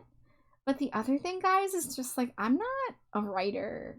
I don't have the brain to make good stories. I'm very bad at world building. I'm especially bad at coming up with concepts from out of the blue. And Jade can tell you, I struggle with creating even tabletop RPG characters because I feel like I need to know so many things about the context of their world before I can make the character that exists in that world. But unfortunately, I'm not much of a daydreamer. I'm not much, like, I don't get lost in my head building stories and worlds like some people do. And I, like, kind of wish I could. I wish my brain worked like that. But I'm a little more of, like, a literal person. The art I do is I focus on characters. I focus on colors and shapes and aesthetics and fashion. But I'm not very good at telling stories with art, at least as of right now. So, the one thing I have wanted to maybe do is I really wanted to make some short comics about my Stinko Pop mascot, Schmelly, because I did come up with lore for her. I did build lore for this little alien character I created to be the mascot for Stinko Pop, but she ended up gaining the role of being the quote-unquote stink scientist. She's the one who works in the lab and comes up with the scents for the toys, because Stinko Pop has some weird-ass scents, right? We're not just, like, rubbing bubblegum on these things. Like, we've got some weird scents. And I created Schmelly to be, like, she loves all of the smells of Earth because she came from a planet that didn't have scents and was, in fact, trying to eradicate scent because they were so sensitive to it. But she was the little freak who built technology to handle the smells and, like, wanted to catalog it and didn't want to participate in that, and so she ran away. And that's as far as I really got with her story. You know, she came to Earth, she crash landed in my dumpster because it was the smelliest thing that she could pick up on her radar. The shared dumpster of me and Slimy Jade, because we're both dumpster creatures. So I've always wanted to make a comic to show that, because I never get to draw Schmelly. Like, I can show you guys who haven't seen it, or if you have seen it, then you get to see it again. Where is it? Stinko Stars. This is my work in progress of a fashion doll for Schmelly, based on my Alien fashion doll series, and these are inspired by a doll line called Novi Stars. This one's almost finished. I just need to shade the white latex, so that's something I should probably do, because that's not a lot of work left I have to do. Like, I forgot that I shaded her outfit a couple months ago on stream, and her head has been done for a while. I really like how I drew her eyes. I took inspiration from some artists who draw these weird blobby eyes that look like they kind of almost like bend in the middle.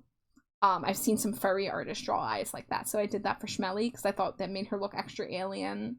And I think that might become like a permanent thing about her design, not just for this one. Yeah, Schmelly Stinko. So the first Schmelly, I can show you the very first Schmelly. All the way back during the first couple months of Stinko Pop.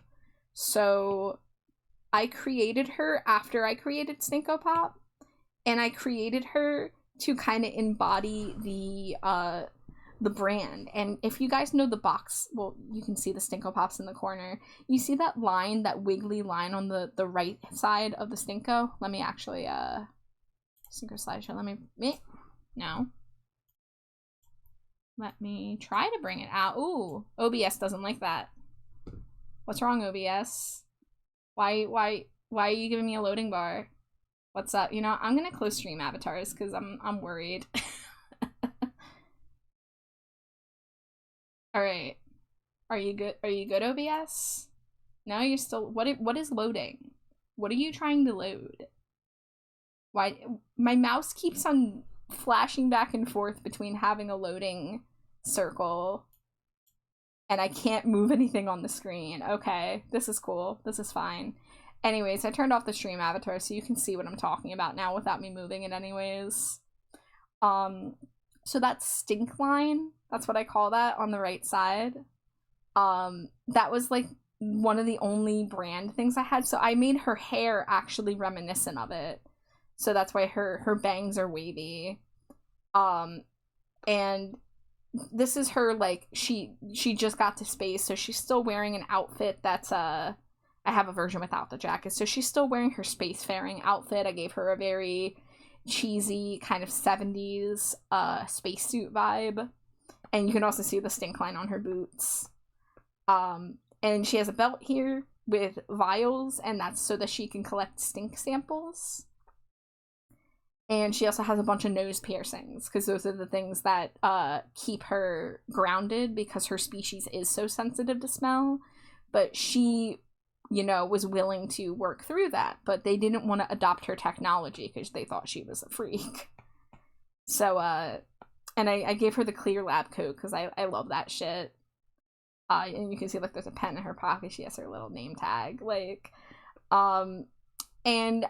So she's a scientist, but she's also a mascot. So I used her to show off the other Stinko lines. So, like, this is from the summer line, from the first year of Stinko Pop. I gave her a very, like, kitschy kind of, like, 50s UFO outfit with this, like, holographic purse. And I did some other schmellies. Let's see, I did a Halloween one. This one is based on Bewitched in the 1960s because the witch wiggles her nose to do magic. So it felt like a perfect fit. So that's her dressed up like the Bewitched witch. And then I made her a winter one. And this was inspired by my friend Crash, who also got a ballerina one. Actually, she commissioned both of these to go together, I believe. So they are matching ballerina winter stinkos, and Schmelly's is spearmint themed and also inspired by a specific holiday Barbie from like 2004 or something like that. And then I didn't get to draw Schmelly again until Neon Nights, where I gave her a rave outfit with roller skates. This drawing, guys, took me so long. Do you see these hair beads? These hair beads took me forever, and the necklace and the bracelets. This took me a while. I handmade that pattern on the bodysuit. I like opened a separate document and like hand drew the stripies and used like the liquefy tool to help get it to be wavy. So like this is like candy vomit in like a good way. And then here's the glow in the dark version. Because Schmelly has these little glow orbs. I just gave her a bunch of antennas and a tail with glowy bits because I thought they'd be fun. So very, very crazy. And I don't think I've drawn a Schmelly Stinko since then. Because I haven't gotten the opportunity to make her a spring Stinko Pop, even though I would really love to. But I have this has been a work in progress sitting in my folder for over a year. Actually, let's look exactly how long. Canvas information. Oh yeah, that's right. It's gonna have my new iPad date, so I don't have the original date on this iPad. I'd have to go on my old iPad, but I want to finish this, and I doubt I'll have time to make her a spring one, but someday I will make her a spring Stinko Pop, because she's supposed to be a part of every Stinko Pop line, because that's what I made her for. So yeah, this is an OC that I made a history for, and I love her, but I just never get to do anything with her because I'm so busy, you know? And like people aren't gonna pay me to draw my OC unless they do, because to be fair, Crash did do that, so I shouldn't say that for sure. But so that is something that if I can, I would love to, because I think that would help expand the Stinko Pop, like, you know, brand, as it were. I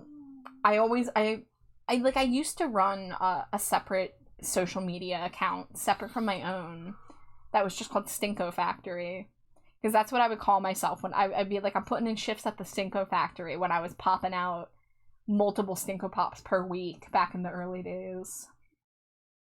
And I stopped doing it because I decided, like, people knew me for me. Like, people was like, oh yeah, Trash Bat Char is the one who does the Stinkos. I didn't want to, like, play a character. I briefly dabbled in role-playing as Schmelly on the Stinko Factory account, but it just didn't really feel right for me.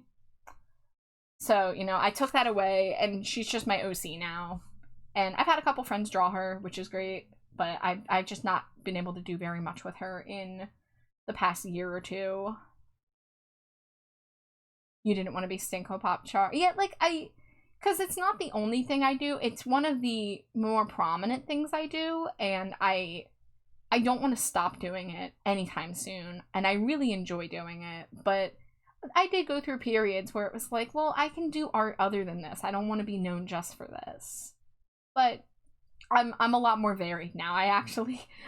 It's funny. I was telling Jade, like, man, I really wish someone would, like, commission a Stinko Pop soon, because I've got, like, PNG tuber models and ref sheets and, like, hard stuff in my queue, which is, please, nobody who's getting that stuff, do not take that as complaining. I'm more than happy to do it. It's just, like, I do enjoy that Stinko Pop is, like, a simple process for me. It takes time, but it's like I know exactly what to do the second I get that commission. I don't have to worry about pose. I don't have to worry about, oh, how am I going to color this? I know exactly what brush I'm going to use, what color style I'm going to use, what, like, you know, base I'm going to, like, it's all pretty much figured out. I have a formula. It's like cathartic.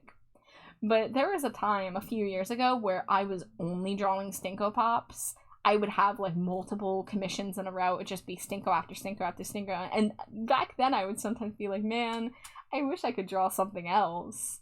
And nowadays it's like, man, I wish I could take a break and draw a Stinko Pop.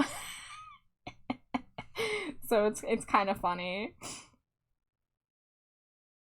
Ivy says Schmelly would be very welcome in the 1990s. Gross out stuff and smells was all over that. Yeah, so Schmelly, I basically, like, she's representative of my connection with toys and doll collecting, because I really love, as an adult, I got into doll collecting. As a kid, I, you know, did the whole, oh, I'm too old for toys, so I stopped playing with toys and collecting them, but sometimes I would still see, like, a Bratz doll at the store, and I remember being, like, 10 or 11 and, like, wanting a Bratz doll, but I felt like I was too old. It's like, man, 10 or 11-year-olds should not be feeling like they're too old for dolls. That sucks, right? And so as an adult, I got into Monster High, and now, after the fact, like, as an artist, I've taken so much appreciation for character design in toys, for the artistry of doll collecting, especially custom dolls, but even just, like, the artists who work for Mattel and Hasbro and all of that. Ivy says I need to commission a Stinko sometime. Ivy, I would be more than happy to do that for you someday. If anyone ever wonders, I am pretty much always open for Stinko Pop commissions. My queue is busy enough now that I might not, I might have to close some of my commissions soon to make them waitlist only. Because I've got so much work and I don't want to get too, blocked up. But I don't think I would do that for Stinko Pop. I'm pretty much always happy to throw a Stinko into my, my work queue. It's late, so I should sleep now. Yeah, I'm wrapping up Laser, so no worries. Thank you so much for being here. It's been great chatting with you and with everybody here. But yeah, with that being said, I know I got a late start and I didn't get a lot of work done tonight, but I got what I needed to get done, which was that batch of 8 emotes. So that's good. And I got to talk a lot, and that was great. I hope I provided some useful information to people when it comes to Procreate brushes and tips about line art and talking about, you know, the creation process and even, like, my shortcomings and places where I struggled and still struggle. Because it means a lot to me that, like, y'all come in here and call me talented and stuff, but, like, I've also struggled, and I struggle to this day with imposter syndrome, with feeling like there are things I need to be better at, you know, things that I'm not doing good enough at, whatever, what have you. So, just remember, like, you know, even the artists you look up to are looking up to other artists and feeling inferior and struggling, and it's not as easy as it might look on the surface. So, you know, just, like, remember, like, we're all human here, believe it or not. I know I'm a bat, but, you know. I like your art. Also, your model is, purple. Yes, purple friends unite here. I love finding my fellow purple lovers. Let's see, we got a lot of people live at 2 a.m. on a Monday night / Tuesday morning. I'm gonna open up my my raid list real fast. Let's see. Haven't raided her since February. What about this person? Ooh, I haven't raided her since December. Let's raid Pixie Palettes. So we're raiding someone. They're not doing art. They're playing 7 Days to Die. But they are an artist. So check out their stuff if you haven't seen it before. For sure. I've shared their stuff on Blue Sky before. But she's a great artist. And a member of the community. But thank you guys for being here and yapping with me while I slowly chipped away at art, and thank you for letting me talk about my OC and giving me encouragement. And, you know, Ivy, I will give thought to the making comics thing, because hearing it from somebody else who thinks I can do it gives me a little more, like, motivation of, like, maybe I can do it. Maybe someday. But, thank you guys so much. Oh, thank you, Buzz. You're an awesome artist. Ah, scree, even if you will.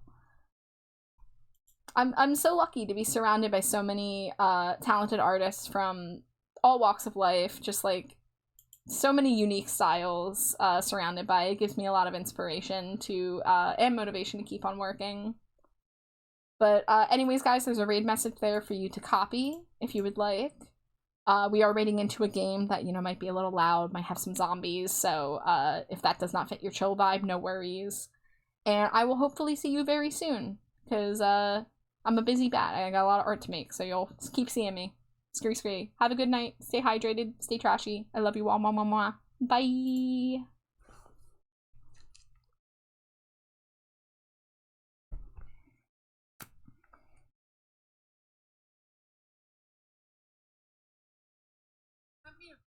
Oh god.